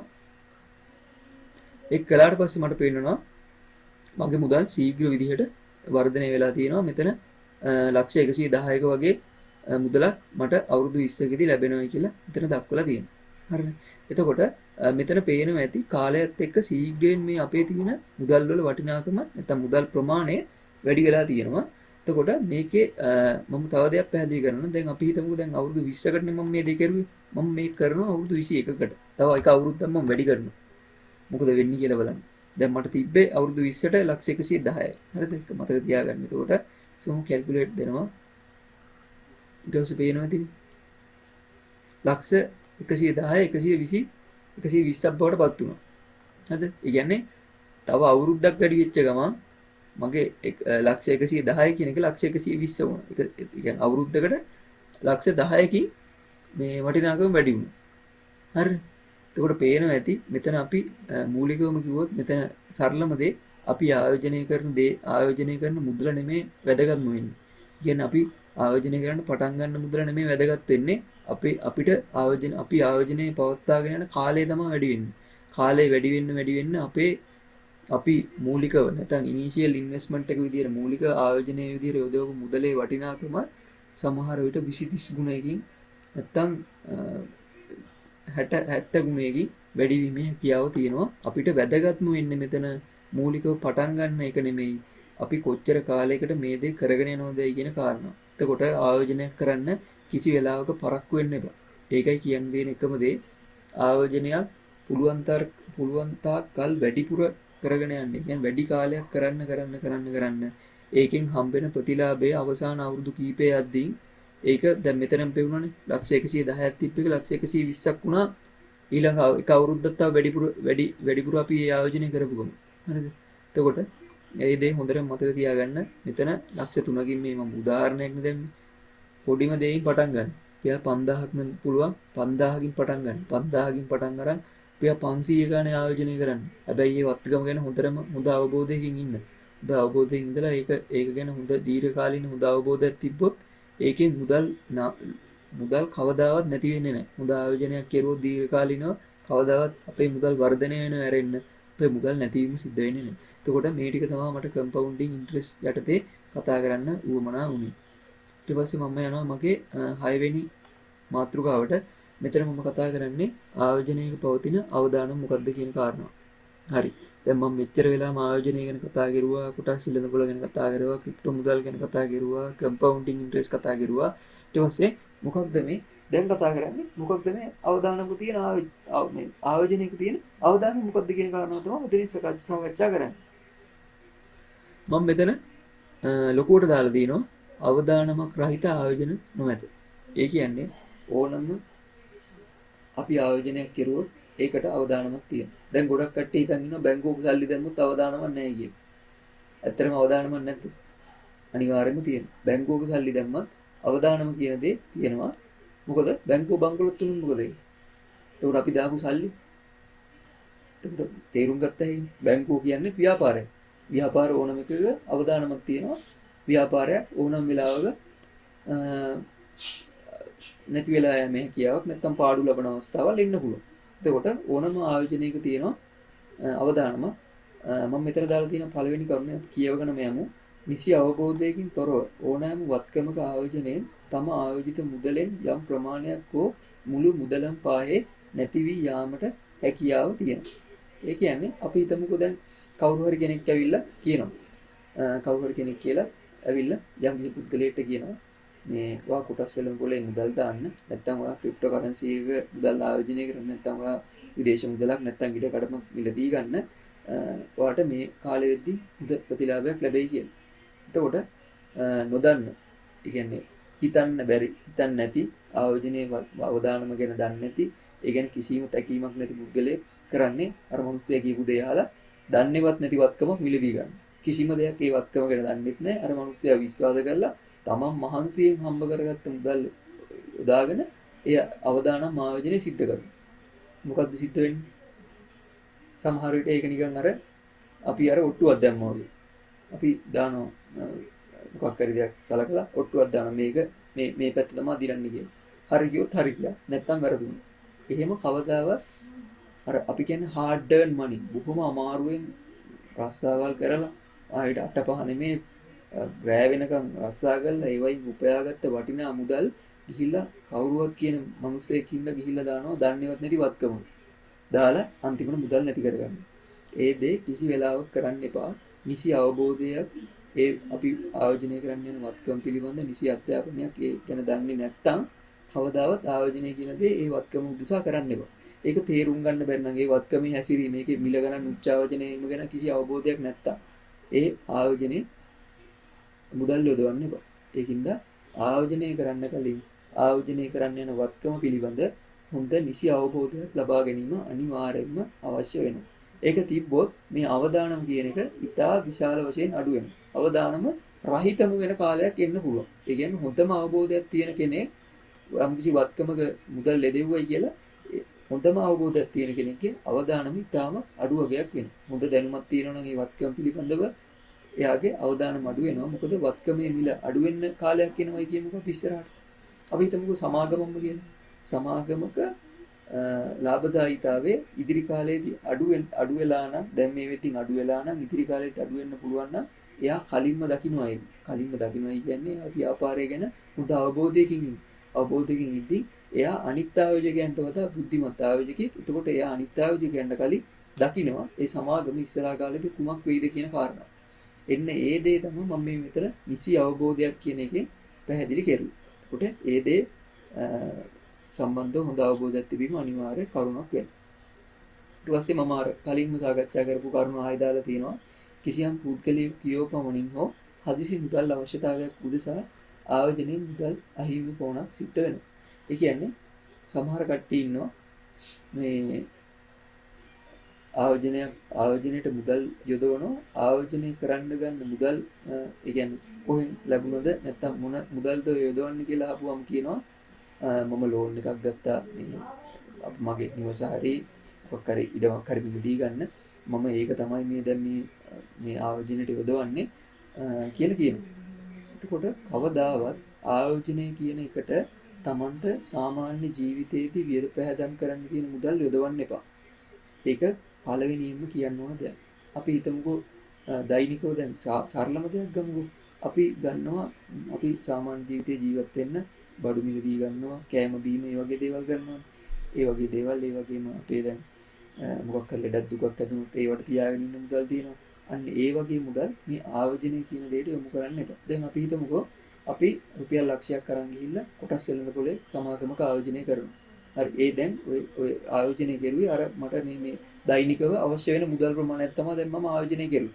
ඊට පස්සේ මට තව මාසෙකින් මට මේ මුදල් ප්‍රමාණය අවශ්‍ය වෙනවා. එතකොට මට සිද්ධ වෙන්නේ අර මම කොටස් වෙළඳ පොලේ ගිහිල්ලා ආයෝජනය කරලා තියෙන කොටස් ටික විකුණලා ඒ මුදල් ආපහු ගන්නනේ. බැරි වෙලා කොටස් මිල යම්කිසි පොඩි කෙටි කාලයේදී ඒ කාල සීමාවෙදී කොටස් මිල අප්‍රමාණය වුණා කියමු. කියන්නේ 200 ගාන අපි කොටසක් අරගෙන රුපියල් 150යි දැන් මේ වෙද්දී කොටසක මිල. කෙටි කාලෙන මොකක් හරි හේතුවක් හින්දා කොටසක මිල අප්‍රමාණ වෙලා. එතකොට මොකක්ද වෙන්නේ? මුදල් හදිස්සියේ ඉඳ රුපියල් 150 ගානේ කොටස් ටික විකුණනවා. එතකොට අර ආයෝජනය කරපු මුදලවත් අන්තිමට නැහැ. හරිද? ඒකින්ද ආයෝජනයක් කරද්දී හොඳට බුද්ධිමත්ව ඒ ගැන හිතන්න. තමන් මේ ආයෝජනය කරන්නේ තමන්ට ඉදිරියේදී අවශ්‍ය වෙන මුදලක්ද? නැත්නම් මට මේ ලාභයක් විදිහට ලැබුණු මුදලද? ඒ කියන්නේ මට මේක මේ මගේ ඉස්සරහ කටයුතු වලදී අවශ්‍ය වෙන්නේ නැහැයි කියලා හිතන මුදලක් විතරක් මේ ආයෝජනයකට යොමු කරන්න. ඒ කියන්නේ ආයෝජනයේ වැදගත්ම දේ තමයි අපි යම්කිසි වත්කමක් මිලදී ගත්තොත් ඒකේ මිල පහත වැටුණයි කියලා අපි ඒ ගැන හොඳ අවබෝධයකින් අරන් තියෙනවා නම් අපිට පුළුවන් වෙන්න ඕනේ ඒ වත්කම දීර්ඝ කාලීනව අපි ළඟ තියාගෙන ඉන්න. කෙටි කාලීනව ඒ වත්කමේ මිල අඩු උනායි කියලා අපි දන්නවා නම් ඒ වත්කම හොඳ වත්කමක්. අපි හොඳ දෙයක තමයි මුදල් ආයෝජනය කරලා තියෙන්නේ කියන කාරණාව අපිට පුළුවන් වෙන්න ඕනේ ඒ වත්කම දීර්ඝ කාලීනව අපි ළඟ තියාගෙන ඉන්න. එතකොට එහෙම හිතෙන්නේ නැත්නම් ඒ වගේ වත්කම් වල මුදල් යොදවන්න එපා. ඕක තමයි සරලම කාරණාව විදිහට කියන්න තියෙන්නේ. ඊට පස්සේ මම යනවා මගේ 7 වෙනි කාරණාවට. ඒකේ මම කියන්නේ ආයෝජනයක අවදානම අඩු කරගන්නේ කොහොමද? දැන් මම කතා කරුවා ආයෝජනයක තියෙන අවදානම. දැන් මම කතා කරනවා ආයෝජනයක තියෙන අවදානම අඩු කරගන්නේ කොහොමද? හරි. මෙතනදී කියන්න තියෙන ප්‍රධානම කාරණා දෙකයි. එකක් තමයි ඔබ ආයෝජනය සිදු කිරීමට වත්කම් පිළිබඳ නිසි අවබෝධයක් අධ්‍යාපනයක් ලබා ගන්න. හරි. ඒ කියන්නේ දැන් අපි හිතමුකෝ සමාගමක අපි කොටස් මිලදී ගන්න යනවා කියන්නේ. අපි මේ සමාගම ගැන හොඳටම දැනන් ඉන්නවා. ඒ සමාගමේ මූල්‍යමය තත්ත්වය කොහොමද? ලාභදායී සමාගමක්ද? නැත්නම් පාඩු ලබන සමාගමක්ද? ආයෝජකයන්ට හොඳට සලකන ව්‍යාපාරයක්ද? ඊට පස්සේ ගිය අවුරුද්දේදී හොඳට ඒක ඇතුළෙම වැඩ කරන කට්ටියට හොඳට සලකලා තියෙනවද සමාගම? එතකොට ඒගොල්ලෝගේ අලුතෙන් ව්‍යාපාර කටයුතු ඇවිල්ලා තියෙනවද? අලුතෙන් ව්‍යාපාරවල ඒගොල්ලෝ මුදල් ආයෝජනය කරලා තියෙනවද? අන්න ඒ වගේ සෑම කරුණක් ගැනම අපි දැනන් ඉන්න ඕනේ. ඒ කියන්නේ හොඳ අවබෝධයක් වගේම ඒ අදාළ වත්කම් පිළිබඳ හොඳ අධ්‍යාපනයක් ලබා සිටීම අනිවාර්ය වෙනවා. හරි. ඊළඟ කාරණාව තමයි අවුරුදු කීපයක් මේ අදාළ වත්කම සම්බන්ධයෙන් හොඳ අත්දැකීමක් නැත්නම් පළපුරුද්දක් ලබා ගැනීම අනිවාර්ය වෙනවා. මේ කාරණා දෙක අනිවාර්යයෙන්ම කරන්න ඕනේ. කියන්නේ අධ්‍යාපනයක් වගේම මෙන්න මේ අත්දැකීම සහ පළපුරුද්දක් කියන එක අනිවාර්ය අවශ්‍ය වෙන දෙයක්. ඒ කියන්නේ අපිට මේ අත්දැකීම සහ පළපුරුද්දෙන් තමයි අපිට මේ අත්දැකීම සහ පළපුරුද්ද තියෙනවනම් අපිට තීරණය කරන්න පුළුවන් ඉතිරි කාලේදී මේ වත්කමට මොකක්ද සිද්ධ වෙන්නේ. අපි හිතමුකෝ දැන් අවුරුදු 5ක් නැත්නම් 10ක් අපි කොටස් වෙනද පුළුවන් නැත්නම් ක්‍රිප්ටෝකරන්සි කම්ම කරනවා. අපි බලාගෙන ඉන්නවා මේ කොටස් වල මිල ගණන් උච්චාවචනය වෙන විදිහ හොඳට බුද්ධිමත් ලෙස බලාගෙන ඉන්නවා. මූල්‍ය වාර්තා හොඳට කියවනවා. ඒ කොටස් වෙනද පුළුවන් නැත්නම් ක්‍රිප්ටෝකරන්සි නැත්නම් මොකක් හරි ආයෝජකයේ දැන් ඉඩමක් ගැනම අපි බලාගෙන ඉන්නවා අවුරුදු 5ක් විතර අරගෙන කොහොමද මේවල මිල ගණන් වෙනස් වෙන්නේ? කොයි කාලෙද මේවල මිල වැඩි වෙන්නේ? ඉතින් කොයි කාලේ වගේ වෙද්දිද මේවල මිල ගණන් අඩු වෙන්නේ? ඒත් අපිට පුළුවන් මිල අඩු වෙන වෙලාවෙදී මිලදී ගන්න. වගේ මිල වැඩි වෙන වෙලාවට අපිට පුළුවන් ඒක විකිණීමක් හෝ යම්කිසි ප්‍රමාණයකින් විකිණීමක් කරලා ප්‍රතිලාභය ලබා ගන්න. අන්න ඒකට තමයි අත්දැකීම් කියන්නේ. තව විදිහට ඕක පැහැදිලි කරුවොත් අපි හිතමු කෙනෙක් අවුරුදු 20 දී රස්සාවකට යනවා කියලා. රස්සාවකට යනවා. එයාට අවුරුදු 20 දී රස්සාවට ගියාපුවාම තියෙන කැපැසිටි එක. ඒ කියන්නේ එයාට තියෙන ඒ රස්සාව පිළිබඳ තියෙන පළපුරුද්ද හෝ අත්දැකීම නෙමෙයිනේ තව අවුරුදු 5ක් නැත්නම් 10ක් ගියට පස්සේ තියෙන්නේ. සමහර විට 20න් පටන් ගන්න අවුරුදු 30ක් වෙද්දී එයා ඒ ජොබ් එකේ නැත්නම් ඒ රස්සාවේ හොඳ පළපුරුදු පුද්ගලයෙක් වෙනවා. කියන්නේ එයා අත්දැකීම් මතින් මේ රස්සාවේ ඉහළම තැනකට ආව පුද්ගලයෙක් වෙනවා. අන්න ඒ වගේම තමයි ආයෝජනයක් කියන්නේත් ඒ වගේම දෙයක්. ඒකට ආයෝජනයක් කරද්දී අපි ආයෝජනය කරන වත්කම පිළිබඳ නැත්නම් ඒ වෙළඳපොළ පිළිබඳව හොඳ අත්දැකීම පළපුරුද්දක් ලබා සිටීම අනිවාර්යයි. එතකොට අපි පළපුරුද්දක් ලැබීම හේතු කරගෙන අපිට අධ්‍යාපනයේ සහ අවබෝධයක් තියෙනවා නම් ඒ වත්කමේ අපිට පුළුවන් අනිත් ආයෝජකයින්ට වඩා ඉස්සරහින් ඉන්න. අපි ආයෝජනය කරලා තියෙන මුදලට හොඳම ප්‍රතිලාභයක් ගන්න පුළුවන්. ඊට පස්සේ මම මෙතන දාලා තියෙනවා quote එකක්. මේකේ මම දාලා තියෙන්නේ risk come from not knowing what you are doing. ඒ කියන්නේ මේක වොරන් බෆට් කියන ලෝකයේ සාර්ථකම ආයෝජකයාගේ වදනක් තමයි මම මෙතන දාලා තින්නේ risk come from not knowing what you are doing. ඒ කියන්නේ අවදානමක් එන්නේ ඔයා කරන්නේ මොකක්ද කියලා ඔයා දන්නේ නැත්තම් තමයි. හරි. ඒක සරලම මොකයි මම ඔක විස්තර කරන්න යන්නේ. අවදානමක් එන්නේ ඔයා කරන්න යන දේ ගැන ඔයා දන්නේ නැත්තම් එතන තමයි අවදානම තියෙන්නේ. ඔයා දන්නවනම් එතන අවදානමක් නැහැ කියන කාරණා තමයි මෙතනදී කියන්නේ. ඊට පස්සේ මම අවසානම මාතෘකාවට යනවා. මෙතනදී මම කතා කරන්නේ පොදු ප්‍රශ්න කීපයක්. කට්ටිය ගොඩාක් අයට තියෙන පොදු ප්‍රශ්න කීපයක්. පොදු ප්‍රශ්න 7ක් මූලිකවම සාකච්ඡා කරනවා. ඊට අමතරව මම ඊට පස්සේ යන්නම් ආපහු ලයිව් එකේ chat එකට. chat එකේ මොහරි ප්‍රශ්න තියෙනවා නම් ඒකට උත්තර දෙන්න. එතනදී මම මුලින්ම දාලා තියෙනවා ස්ටොක් මාකට්, forex, crypto කියන්නේ සූදුවක්ද? හරිද? ඒක අහන ප්‍රශ්නයක්. ස්ටොක් මාකට්, forex, crypto කියන්නේ සූදුවක්ද? සමහර වෙලාවට සූදුවක් වෙන්න පුළුවන්. ඒ කියන්නේ මේවා වෘත්තීයමය වශයෙන් ප්‍රොෆෙෂනල් කරන කට්ටිය. ඒ කියන්නේ ස්ටොක් මාකට් එයා හොඳ ඉන්වෙස්ටර් කෙනෙක්. ඒ කියන්නේ හොඳ ආයෝජකයෙක් විදියට forex මාකට් එකේ crypto වල නැත්නම් රියල් estate වගේ හැම දෙයකම ප්‍රොෆෙෂනල් විදියට. ඒ කියන්නේ වෘත්තීයමය වශයෙන් ආයෝජනය කරන කට්ටිය. ඒ කියන්නේ ඒගොල්ලෝ හරි බුද්ධිමත්. ඒගොල්ලෝ ඒකේ දීර්ඝකාලීනව ප්‍රතිලාභයක් බලාපොරොත්තු වෙන තමයි ආයෝජනය කරන කට්ටිය ඉන්නවා. ඒ වගේම සූදුවක් විදියට. ඒ කියන්නේ ආවොත්තාව ගියොත් ගියා. ඒ කියන්නේ ලක්ෂයක් දාලා බලනවා. ලක්ෂය ගියොත් ආවොත් මට ලක්ෂ 2යි ගියොත් ලක්ෂෙත් නැහැ. අන්න ඒ වගේ කරන කට්ටිය තියෙනවා. ඒකට කිසිසේත් ස්ටොක් මාකට්, forex, crypto කියන්නේ කිසිම රියල් estate වගේ දෙයක් කියන්නේ සූදුවක් නෙවෙයි. ඒක හොඳ ආයෝජනයක් කරන්න පුළුවන් වත්කම් කීපයක් තමයි ඔය ටික. ඊට පස්සේ දාලා තියෙනවා ස්ටොක් මාකට්, forex, crypto වල මුදල් ආයෝජනය කරලා මුදල් නැති කරගන්න අය නේද වැඩිපුර ඉන්නේ. හරියටම හරි. forex මාකට් එකේ නැත්නම් ස්ටොක් මාකට් එකේ crypto වල නැත්නම් රියල් estate හරි හරි. නැත්නම් gold කියමු. හරි. ඕවල මුදල් ආයෝජනය කරලා මුදල් වර්ධනය කරගන්න පිටි මුදල් නැති කරගන්න කට්ටිය නේද වැඩිපුර ඉන්නේ. ඔව්. 95% තමයි දීර්ඝකාලීන ආයෝජකයෝ බොහෝ විට ප්‍රතිලාභ ලබා ගන්න අනිවාර්යයෙන්. කෙටි කාලින හැබැයි ආධුනික කෙනෙක් කෙටි කාලින ආයෝජනය කරන්න ගියොත් ඒ කියන්නේ අවුරුද්දකට වඩා අඩු කාලේ වත්කම ගැන කිසි අවබෝධයක්වත් අධ්‍යාපනයක්වත් එක්ස්පීරියන්ස් එකක් නැත්නම් ඒ කියන්නේ පළපුරුද්දක්වත් නැත්නම් ඒ ආයෝජනය කරන්න ගියොත් 95%ක් කෙටි කාලින ආයෝජකයා ආධුනික කට්ටිය මුදල් නැති කර ගැනීම තමයි සිද්ධ කරන්නේ. හරි. එතකොට අපි දකින්න ඔය කෙටි කාලින කට්ටියනේ ගොඩක් දීර්ඝකාලීන කට්ටිය අපි දකින්න සාමාන්‍ය අවුරුදු 5ක් 10ක් වගේ යන. දීර්ඝකාලීන හොඳ ආයෝජකයෙක් දකින්න. දැන් ගොඩක් කට්ටිය ඉන්නේ මේ අත සල්ලි දාලා හෙට ඒක 2-3 ගුණයක් නැත්නම් 100 ගුණයක් වගේ කරන්න බලාපොරොත්තු වෙන ආයෝජනය කරන්න එන කට්ටිය. ඒකට ඒ කට්ටියගේ මුදල් අනිවාර්යෙන්ම තියෙනවා. එහෙම කට්ටිය 95 දෙනෙන්න 100ක් ගත්තොත් 95 දෙනෙන්න ඒගොල්ලන්ගේ මුදල් නැති කර ගැනීම තමයි සිද්ධ කරන්නේ. ඒකයි මම අර මුලින්ම කිව්වේ මේ ගැන ආධුනික කෙනෙක් නම් අනිවාර්යෙන් මේ ගැන යම්කිසි දෙයක් ඉගෙන ගන්න. මේකට යම්කිසි කැපවීමක් යොදවන්න. කැප වෙන්න මේක කරන්න කැමති නම් තමන්ට පොසිටිව් වෙන්න ඕන නම් හරිද? කෙටි කාලයකින් අවුරුදු 5කින් 10කින් තමන්ගේ ඉලක්ක කරා යන්න ඕන නම් අනිවාර්යෙන්ම මොන කියන ආයෝජනයක් කරන්නම ඕන. හරි කරන්නම ඕනේ. ඒ වෙනුවෙන් ඒක කරන්න ඕන නම් ඒ වෙනුවෙන් කැප වෙන්න. යම්කිසි පොඩි කාලයක් දවසට පැයක් දෙකක් මේ වෙනුවෙන් යොදවන්න. යම්කිසි දෙයක් මේකේ තියෙන දේවල් ඉගෙන ගන්න. ඉගෙනගෙන මේ ගැන දැනුමක් අරගෙන පොඩියට පටන් ගන්න. පොඩියට පටන් ගන්න ක්‍රමානුකූලව කරගෙන මමත් එහෙනම් ඒ කියන්නේ මූලිකවම මමත් ලොකු මුදල් ආයෝජනය කරන්න කියන ස්ටොක් මාකට් එක ගත්තා මම පටන් ගත්ත ගාන කිව්වොත් මම රුපියල් 5000කින් තමයි පටන් ගත්තා.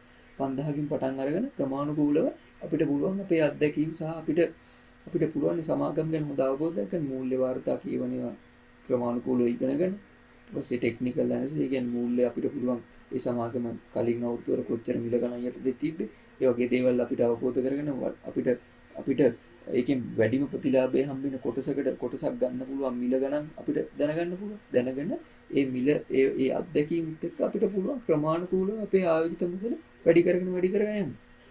එතකොට කාලයත් එක්ක අපිට මේකෙන් හොඳ ප්‍රතිලාභයක් ගැනීමේ හැකියාව තියෙනවා. ඊට පස්සේ මම දාලා තියෙනවා ක්‍රිප්ටෝ කරන්සි වල ආයෝජනයේ ලංකාවේ නීතියෙන් තහනම්. මේකත් ගොඩාක් දුරට ගිය මාස කිහිපෙදීම කතා වුණා. ලංකාවේ සෙන්ට්‍රල් බැංකුවේ නැත්නම් මහා බැංකුවේ මේ ක්‍රිප්ටෝ කරන්සි වල ආයෝජනයේ ලංකාවේ නීතියෙන් තහනම් කරලා තියෙන කියන කාරණා. මම මේකේ report එක කියවුවා සෙන්ට්‍රල් බැංක් සයිට් එකේ දාලා තිබ්බා. ඒ වගේම මේල් වලින් බැංකුව වලින් දැනුවත් කරලා තිබ්බා. මේගොල්ලෝ ඒකේ දාලා තිබ්බේ මේ ක්‍රිප්ටෝ කරන්සි වල ආයෝජනයේ තහනම් කරන නීතියක් නෙමෙයි. ඒගොල්ලෝ ඒකේ දක්වලා තිබ්බේ මේ වගේ වත්කම් වල කිසි අවබෝධයක් නැතුව ආයෝජනය කරපුවම මුදල් අනිවාර්යෙන් නැති වෙලා යන්න පුළුවන් කියන කාරණා. හරිද? එතකොට මට ඒකට පැහැදිලි කරන්න පුළුවන් කාරණාව ඒකයි. එතකොට ඒගොල්ලොත් දාලා තිබ්බේ කියන්නේ රටක මිනිස්සුන්ගේ මුදල් නැති වෙනවා කියන්නේ යම් කිසි වත්කමක නිසි අවබෝධයක් නැතුව ආයෝජනය කරලා ඒ රටට ඒකට වග කියන්න බෑනේ. හරිද? දැන් කොටස් වෙළඳපොලේ සමාගමක මුදල් දාලා නැති කරගත්තත් ඒ රට ඒ කියන්නේ මහා බැංකුව ගවර්න්මන්ට් එක රජයේ වග කියන්නේ. ඒක තමන් සතු දෙයක්.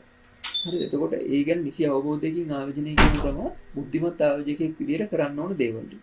ඊට පස්සේ ක්‍රිප්ටෝ කරන්සි කියන්නේ පිරමීඩ ක්‍රමයක්. මම ඒක ඉහළදීත් කතා කරුවා. ක්‍රිප්ටෝ කරන්සි කියන්නේ කිසිම පිරමීඩ ක්‍රමයක්වත් කිසිම මූල්‍ය වංචාවක්වත් නෙමෙයි. ඒක ඩිජිටල් මුදල් වර්ගයක්, සාමාන්‍ය මුදල් වගේමයි. ඊට පස්සේ ගොඩක් කට්ටිය අහන දෙයක් තමයි ආයෝජනය කරන්න ඉංග්‍රීසි අවශ්‍යමයි. මුලින්ම කියන්න ඕන ඉංග්‍රීසි කියන්නේ භාෂාවක්. ඉංග්‍රීසි කියන දේ අනිවාර්යයෙන් ඉගෙන ගන්න ඕනේ. මටත් මූලිකවම මේක මේ ආයෝජනය කියන දෙයට ආපු කාලෙදි ලොකුවට ඉංග්‍රීසි බෑ. මොකද ක්‍රමානුකූලව තමයි ඉංග්‍රීසි ඉගෙන ගත්තේ. ඒ කියන්නේ මම දැන් අපි හිතමුකෝ මූල්‍ය වාර්තාවක් කියලා. දැන් සමාගමක මූල්‍ය වාර්තාවක් ගත්තොත් මූල්‍ය වාර්තාව තියෙන ඉංග්‍රීසි. අපි ක්‍රිප්ටෝ කරන්සි එකක් ගැන අන්තර්ජාලයේ හිවොත් ඒක තියෙන ඉංග්‍රීසි. එතකොට අපි ඒක අරගෙන අපි සාමාන්‍ය විදිහට අපේ දැනුම වර්ධනය කරගන්න ඕනේ. අපිට මේකෙදි මම කියන්න ඕන පළවෙනිම කාරණාව තමයි අපිට මේ ආයෝජනයත් එක්ක අනිවාර්යයෙන් ඉංග්‍රීසි දැනුමත් හොඳට වැඩි කරගන්න පුළුවන්. මම තාම තියෙනවා මග්ගා පොතක්. මම ඒකේ මම ලියලා තියෙනවා මම පටන් ගත්ත දවසින් මට ආපු ඉංග්‍රීසි වචන මොනවාද සහ ඒවයි තේරුම් මොනවාද? ඒවා යෙදෙන්නේ මොන විදිහටද? ඒකත් එක්ක ක්‍රමානුකූලව දවසට වචන 5 ගානේ නැත්නම් 10 ගානේ ඉගෙන ගන්න. 10 ගානේ ඉගෙනගෙන බලන්න අවුරුද්ද අවසානයේ වචන කීයක් ඉගෙනගද කියලා. කොහොම නැද්ද ඉංග්‍රීසි වල තියෙන වචන ටිකක් ඉවරනවා. ඇත්තම හදන්න. හරිද? එතකොට මේක යොදා ගන්න ආයෝජනය කරන එකත් එක්කම ඉංග්‍රීසි දන්නේ නැත්තම් මේක ඉංග්‍රීසි අදා ගන්න හොඳම අවස්ථාව. මේ හිතුවොත් කරන්න බැරි දෙයක් නෙවෙයි. අනිවාර්යෙන්ම හිතුවොත් මම මේ අවුරුදු 5 ඊළඟ අවුරුදු 5 දී කෝටි කොටියක් වෙනවා කියලා හිතුවොත් කරන්න බැරි නෑ. අනිවාර්යෙන්ම කරන්න පුළුවන්. ඒකට අවශ්‍ය වෙන්නේ කැපවීම විතරයි. මේ දෙයක් බෑ කියලා හිතුවොත් ඒක බෑම තමයි. මොකද අපි මුලින්ම පටන් ගන්නව බෑ කියලා. එතකොට අපි දන්නවා අපිට බෑ කියලා. හරිද? අපි හිතුවොත් අපිට පුළුවන් මේක කරන්න කියලා අපි දන්නවා අපි පුළුවන් කියලා. එතකොට අපි පටන් ගන්න පුළුවන් කියන්නේ. හරිද? අපේ ඔළුවේ තියෙන අපිට පුළුවන් කියන්නේ. හරිද? එතකොට ආයෝජනයේට මූලික දේවල් අනිවාර්යයෙන්ම තමන්ගේ භාෂාවෙන් තමන්ගේ ඔළුවට දාගන්න. කියන්නේ දැන් පිටමුක දැන් අපි සිංහලනේ අපි පාවිච්චි කරන්න පුළුවන් නම් සිංහල භාෂාවෙන් මේ ඒ මූලික දැනුම දාගන්න ඕනේ. ඊට පස්සේ දාගත්තට පස්සේ අපිට පුළුවන් ක්‍රමානුකූලව ඉංග්‍රීසි දැනුම තියෙන කෙනෙක්ට වගේම නැති කෙනෙක්ට මේ දේවල් ගැන අලුතෙන් මොකද මේ හැම ශේත්‍රයම ආයෝජනය කියන එක දීර්ඝකාලීනව මේ අලුත් වෙන දෙයක්. ඒ කියන්නේ අද තියෙන දේ නෙමෙයි හෙට වෙද්දි. අපිට හෙටත් ඉගෙන ගන්න දෙයක් තියෙනවා අනිවාර්යයෙන්. හරිද? එතකොට ඉංග්‍රීසි කියන දේ අනිවාර්යෙන් අවශ්‍යයි. දැන් සාමාන්‍ය ඉංග්‍රීසි නැතුව රස්සාවකට යන්නත් බැරි තත්ත්වයක් දැන් තියෙනවා. එතකොට මේ ඉංග්‍රීසි කියන දේ මහ ලොකු දෙයක් නෙමෙයි. මේක භාෂාවක් නෙමෙයි. මේක විෂයක් නෙමෙයි. අපි හිතමු විද්‍යාව, ගණිතය ඒ වගේ පුළුල් විෂය නෙමෙයි. මේවා භාෂා. එයා මිනිස්සු කතා අදහස් වමාරු කරගන්න පාවිච්චි කරන භාෂා. හරිද? මේවා මේ ඉගෙන ගන්නවා කියන එක ලොකු දෙයක් නෙමෙයි. මේකට අර උවමනාව සහ කැපවීම තමයි අවශ්‍ය වෙන්නේ. උවමනාව සහ කැපවීම නැත්තම් ආයෝජනය කියන දේ පිළිගුවම් විතරයි. අර තමන් සරලවම කරන රසාවක් කරනවා නම් ඒක කරගෙන ඉන්න එක තමයි හොඳම දේ. මේකට කැපවීමක් සහ උනන්දුවක් නැත්තම්. හරිද? එතකොට ඒ දේ තමයි කියන්න දෙන්නේ ඉංග්‍රීසි අවශ්‍යම වෙන්නේ නැහැ. කැපවීම සහ උනන්දුව විතරයි අවශ්‍ය වෙන්නේ. ඊට පස්සේ මම මෙතන දාලා තියෙනවා කෙනෙක් කියන විදිහට ආයෝජනය කරලා ප්‍රතිලාභ ලබා ගන්න පුළුවන්.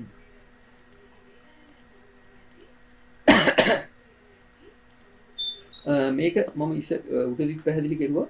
කවදාවත් කෙනෙක් කියන විදිහට ආයෝජනය කරලා මේ තමන්ගේ මුදල් නැති කරගන්න එපා. මෙහෙමයි වර්ධනය වෙන්නත් පුළුවන්, ඕක නැති වෙලා යන්නත් පුළුවන්. එතකොට මේ මිනිස්සයාට දෝෂාරෝපණයට ලක් වෙන්න වෙනවා මුදල් නැති වුණයි කියන කාරණාව එක්ක. හරිද? එතකොට ඒකින්ද මොදම දේ තමන්ගේ අර කලින් කිව්වා වගේ මේ hard earned money අපි රස්සාවට ගිහිල්ලා බොහොම අමාරුවෙන් අපේ ව්‍යාපාර කටයුත්ත දියුණු කරගෙන ඒකෙන් සොයාගත්ත මුදල් නෙති. එතකොට ඒවා ආයෝජනය කරන්න කලින් ඒ අදාළවත්කම ගැන හොඳ නිසි අවබෝධයක් අධ්‍යාපනය වගේ පළපුරුද්දක් ලබා ගැනීම අනිවාර්ය කරුණක්. කෙනෙක් කියන පළියට අනේ අර මුදල් ආයෝජනය කරන්න යන්න එපා. ඒක තමයි මට දෙන්න තියෙන එකම අවවාදය. ඊට පස්සේ අන්තිම කරුණ තියෙන මුද්දාලා තියෙනවා ආයෝජනයෙන් රුපියල් ලක්ෂයක් යොදවලා හෙට මට කීයද කෝටියක් කරන්න පුළුවන්ද කියලා ගොඩක් කට්ටිය අහනවා. දැන් ගොඩක් කට්ටිය එහෙම හිතාගෙන මේක හිතෙන්න එක හේතුවක් තමයි ගොඩක් කට්ටිය හිතන් ඉන්නේ ආයෝජනය කියන්නේ නිකන් රස්සාවක් වගේ. ආයෝජනය කියන්නේ රස්සාවක් වගේ නෙමෙයි. ආයෝජනයක ප්‍රතිලාභය කියන දේ අපිට සමහර කාලවල තියෙන අපිට ඉවසීමෙන් බලාගෙන ඉන්න ඕන කාලවල. මෙතනදී ඉවසීම ගොඩාක්ම වැදගත්. ඒ කියන්නේ අපිට හරියටම කියන්න බෑ ලක්ෂයක් දාලා මට ඊළඟ මාසේ ලක්ෂ 2ක් දැන් ලක්ෂ 3ක් 4ක් 5ක් හොයන්න පුළුවන් කියන. හරියට ඒක එන්නේ මතේ ගොඩක් කට්ටියට තියෙන. හරියට ජොබ් එකක් වගේ හිතන ආයෝජනය කියන්නේ. ආයෝජනයේ ප්‍රතිලාභ වැඩි. හැබැයි අපිට යම්කිසි කාලයක් ඉවසීමෙන් බලාගෙන ඉන්න සිද්ධ වෙන කාලවල් එනවා. ඒ කාලෙදී අපි බලාගෙන ඉන්නවා. එතකොට මම කවදාවත් කියන්නේ නැහැ ලක්ෂයක් දාලා හෙට කෝටියක් හොයන්න පුළුවන් කියලා. එහෙම හොයන්න බෑ. දීර්ඝ කාලිනව කෙරුවොත් අනිවාර්යයෙන්ම මාර කම්පවුන්ඩ් ඉන්ට්‍රස්ටිං මෙතඩ් එක පෙන්වන්නේ. එතකොට මේ මුදල් වර්ධනය කිරීමේ හැකියාවක් තියෙනවා. හොඳ අත්දැකීම සහ පළපුරුද්දක් තියෙනවා නම් මෙන්න මේ කියන දේ කරන්න බැරි නේ. ලක්ෂයක් දාලා කෝටියක් හොයන්න බැරිත් නෑ. හොඳ අවබෝධයක් සහ හොඳ අධ්‍යාපනයක් ලැබලා ඒ වත්කම ගැන හොඳ පළපුරුද්දක් තියෙන කෙනෙක්ට මේ දේත් කරන්න බැරි නෑ. කරන්න පුළුවන් අනිවාර්යයෙන්. ඒක තමයි අපි දීර්ඝකාලීන ආයෝජනයේ පුරුදු පුහුණු කරන දේ තමයි මෙන්න මේ අවසාන ප්‍රතිඵල. මේක ළඟා කරගන්න පුළුවන්. මේකට අවශ්‍ය වෙන්නේ අත්දැකීම් සහ හොඳ පළපුරුද්දක් තිබීම තමයි. හරිද? එතකොට ওই ටික තමයි සාකච්ඡා කරන්න තියෙන්නේ. ඊට පස්සේ පොඩි දෙයක් කියන්න තියෙනවා. දැන් මේ අපේ ට්‍රේඩින් නේචරා පොඩි පාඨමාලා කීපයක් කරගෙන යනවා. දැන් ඊළඟට පටන් ගන්න තියෙන්නේ තුන්වෙනි කණ්ඩායම. අපේ ප්‍රධාන වශයෙන් පාඨමාලා තුනක් තියෙනවා. එකක් තමයි මේ ක්‍රිප්ටෝ මුදල් පාඨමාලාව සහ ඊට පස්සේ තියෙනවා කොටස් වෙළඳපොළ පාඨමාලාව සහ ඊට පස්සේ ෆොරෙක්ස් මාකට් එක පිළිබඳ ෆොරෙක්ස් ගැන තියෙනවා පාඨමාලාව. මේ පාඨමාලා තුන තමයි මූලිකව තියෙන්නේ. එතකොට ක්‍රිප්ටෝ මුදල් පාඨමාලාව ගත්තොත් මේකේ අපි මූලිකම කරුණු ඉදන්. ඒ කියන්නේ බේසික්ම දේවල් ඉදන් ක්‍රිප්ටෝ කරන්සි එකක් කියන්නේ මොකක්ද? ඊට පස්සේ ක්‍රිප්ටෝ කරන්සි කපඩා කරන්න, වමාරු කරන්න, ගනුදෙනු කරන්න, මේ වගේ කාරණා ඉදන්. ඊට පස්සේ ටෙක්නිකල් ඇනලිසිස් කියලා පාර්ට් එකක් තියෙනවා. ඒ කියන්නේ මිල ගණන් පසුගිය කාලේ මිල ගණන්නේ ක්‍රිප්ටෝ මුදල් වල තිබ්බ මිල ගණන් අපිට මේ අධ්‍යයනය කරලා ඉදිරියේදී ඒවයි මිල ගණන් කොහොමද වැඩි වෙන්නේ? ඒ වගේ දේවල් උගන්වනවා. ඒ වගේම white paper analysis කියලා දත්ත විශ්ලේෂණය ගැන අපි උගන්වනවා. ඒ කියන්නේ අලුතෙන්ම ක්‍රිප්ටෝ කරන්සි එකක් ලෝකෙට ආපුවාම ඒක ඉදිරි කාලේදී ඒකට හම්බෙන වටිනාකම මොකක්ද කියන කාරණාව අපි හොඳටම දැනගෙන ඉන්න. නැත්නම් අපිට ආයෝජනය කරන එක අවදානම් සහිතනේ මේ ක්‍රිප්ටෝ මුදල. ඒ ගැන උගන්වනවා. ඊට පස්සේ කොහොමද ක්‍රිප්ටෝ කලඹ විවිධාංගීකරණය කරලා ඒකේ තියෙන අවදානම අඩු කරගන්න කියන කාරණාව ගැන කතා කරනවා. ඊට පස්සේ එතනම white paper එක දත්ත විශ්ලේෂණය කරන දවසේදීම අපි කතා කරනවා ටෝකනොමික්ස් කියලා පාර්ට් එකක්. එතකොට ඒකේ කොහොමද මේ ක්‍රිප්ටෝ එකේ කොයින්ස් කොච්චර ප්‍රමාණයක් ලෝකෙට මේ විදිහින් ඉෂුව වෙලා තියෙනවද, ඉදිරියට කොහොම මේක වෙයිද, ඒ වගේ කරුණු ගොඩාක් ගැන මේ ක්‍රිප්ටෝ පාඨමාලාවේදී කතා කරනවා. ඒ කියන්නේ මේ ගැන කිසිම දෙයක් දන්නේ නැති කෙනෙක්ට උනත් විශාල අවබෝධයක් ලබා ගන්න පුළුවන් මේ ක්‍රිප්ටෝ පාඨමාලාවට සම්බන්ධ වෙලා කැමති කෙනෙක්ට පුළුවන් මේකට සම්බන්ධ වෙන්න. මේක සාමාන්‍ය මේකේ ක්‍රිප්ටෝ පාඨමාලාවේ ක්‍රිප්ටෝ මුදල් පාඨමාලාවේ මේකේ දවස් අපි 4ක් කරනවා. ඒ කියන්නේ ඉරිදාවල් 4ක් තමයි කරන්නේ. පැය 2 සෙෂන්ස් තියෙනවා. දැන් අපි කලින් බැච් එකට පැය 2කටත් වැඩිය කෙරුවා. ඒ කියන්නේ පැය එතකොට 2 ගානේ කෙරුවොත් පැය 8ක් නේ සති දවස් 4ට මේවා වෙන්න ඕනේ. අපේ ගිය පාඨමාලාවට සම්බන්ධ වෙච්ච කට්ටියට පැය 9කට 10කට වගේ ආසන්න වෙන්න මේකේ අර පාඨමාලා කාලයක් අන්තර්ගත වෙනවා. එතකොට අර මේකේ අපි අපේ මේ පාඨමාලා හැම එකේදීම අර මේකට සම්බන්ධ වෙන කට්ටියගේ ගැටලු විසඳ ගනිමින්ම තමයි යන්නේ. කියන්නේ ඕනම කෙනෙක්ට සාමාන්‍යයෙන් පැය භාගයට වගේ අපි ඒ කරපු දේවල් වලින් සහ එයාට පැන නැගෙන ගැටලු ඕනම දෙයක් සාකච්ඡා කරලා අපේ විසඳගෙන යන්න පුළුවන්. එතකොට කට්ටියකම තියෙන ගැටලු සාකච්ඡා කරපුවාම කියන්නේ Tamanට පැන නගින්න නැති ගැටලු තනිත් නැගීම හේතු කරගෙන ඒ දේවලු මේකෙදි හොඳට ඉගෙන ගන්න පුළුවන්. කිසිම ප්‍රශ්නයක් වෙන්නේ අපිට ඕනම වෙලාවක මේ සෙෂන් එකකින් පස්සේ වුණත් කෝල් එකක් දීලා ඕනම ප්‍රශ්නයක් තියෙනවා නම් අහගන්න පුළුවන්.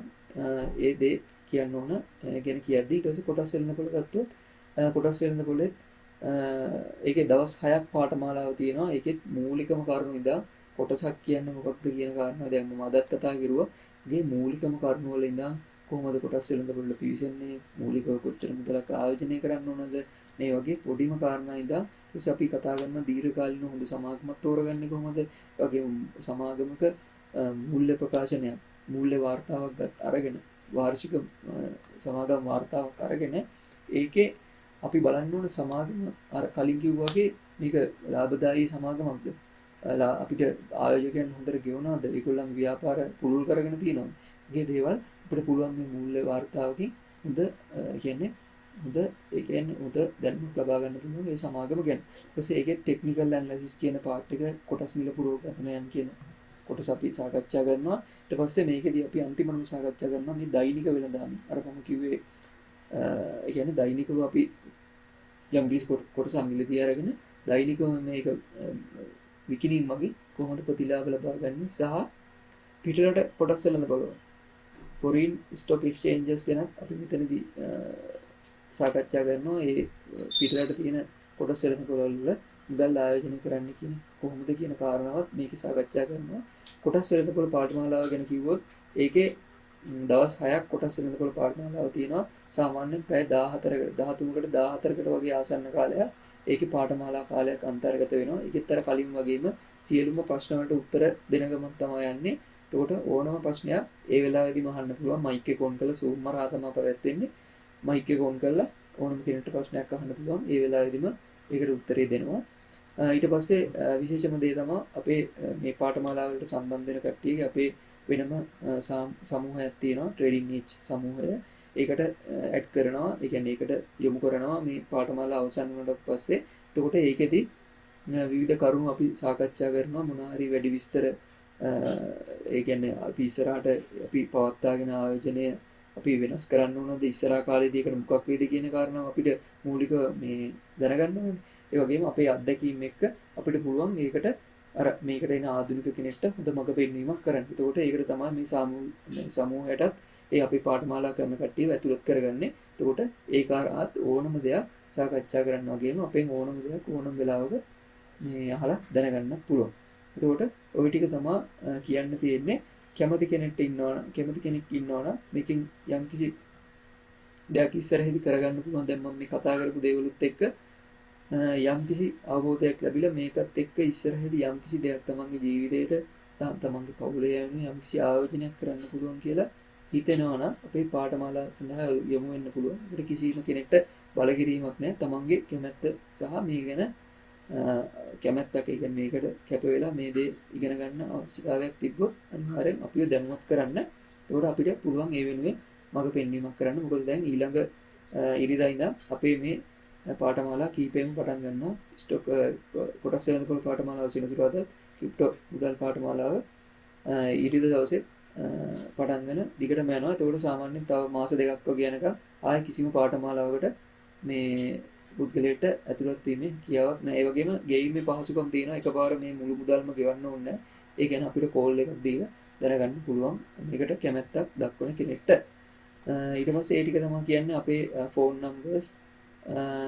නම්බර්ස් දෙකක් තියෙනවා. මේ දෙකට කතා කරලා දැනගන්න පුළුවන්. ඒ වගේම අපේ වෙබ්සයිට් එක තියෙනවා tradingedgelk.com. මේකට ගිහිල්ලා මේකේ ඔක්කොම විස්තර තියෙනවා. පාඨමාලාවල අන්තර්ගතයන් මොනවද, කොච්චර කාලයක් තියෙනවද, ඒ දැන් මම සාකච්ඡා කරපු බොහෝමයක් දේවල් මේකේ අන්තර්ගත කරලා තියෙනවා. ඒව ගැනත් බලන්න පුළුවන්. ඒ වගේම අපේ Facebook පිටුව සහ YouTube නාලිකාව තියෙනවා. ඒ දෙකත් දැන් ගොඩක් කට්ටිය මේක අපේ page එකට like කරලා YouTube channel එකක් තියෙනවා. Trading Edge LK ශ්‍රී ලංකා කියලා search කරුවොත් YouTube එකේ එනවා උඩින්ම. ඒකත් subscribe කරලා තියාගන්න. අපිට මොකක් හරි ප්‍රශ්න, කියන්නේ මොකක් හරි course නෙමෙයි. මොකක් හරි ආයෝජනය සම්බන්ධව මොකක් හරි ගැටලුවක් තියෙනවා කියන්නේ අනිවාර්යෙන් කෝල් එකක් දෙන්න. එහෙම මේ උදව් කරන්න කිසි පැකිලීමක් නැහැ මේ කෝස් එක අපේ මේ පාඨමාලාව කෙරුවේ නැහැ කියලා. ඕනම කෙනෙක්ට මොකක් හරි දෙයක් දැනගන්න තියෙනවා කෝල් එකක් දෙන්න අපිට කියලා ආවට අනිවාර්යෙන්ම අපි ආන්සර් කරලා ඒකට උත්තර දෙන්න කැමැත්තෙන් ඉන්නවා. ඒ ටික තමයි කියන්න තියෙන්නේ. මම Facebook chat එක පැත්තට යන්න මොන හරි ප්‍රශ්න දාලා තියෙනවා නම් එතකොට මට ඒවට මේ උත්තර දෙන්න පුළුවන්. හරි.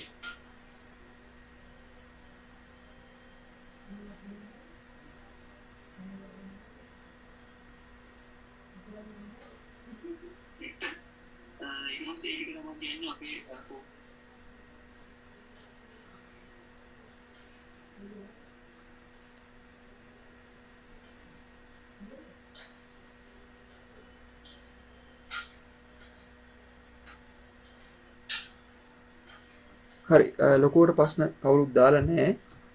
එහෙනම් අපි අදට මේ සෙෂන් එක නවත්තමු. මොන හරි ප්‍රශ්න හරි අපේ පාඨමාලාව කරන්න කැමැත්තක් තියෙනවා නම් අනිවාර්යෙන් අපිව සම්බන්ධ කරගන්න. මේකෙන් කියන්න ඕන අර මම කලින්ම කිව්වා වගේ මේකෙන් අනිවාර්යෙන් ජීවිතේට මේකට සම්බන්ධ වුණ හැම කෙනෙක්ටම ගොඩක් ස්තුතියි සහ මම මේකෙන් ගොඩක් කට්ටිය නොදන්න දේවල් රාශියක් කතා කරන්න ඇති කියලා මම විශ්වාස කරනවා. එහෙනම් අදට මේ සෙෂන් එක අපි නවත්තමු. එහෙනම් සම්බන්ධ වුණ හැමෝටම ගොඩක් ස්තුතියි.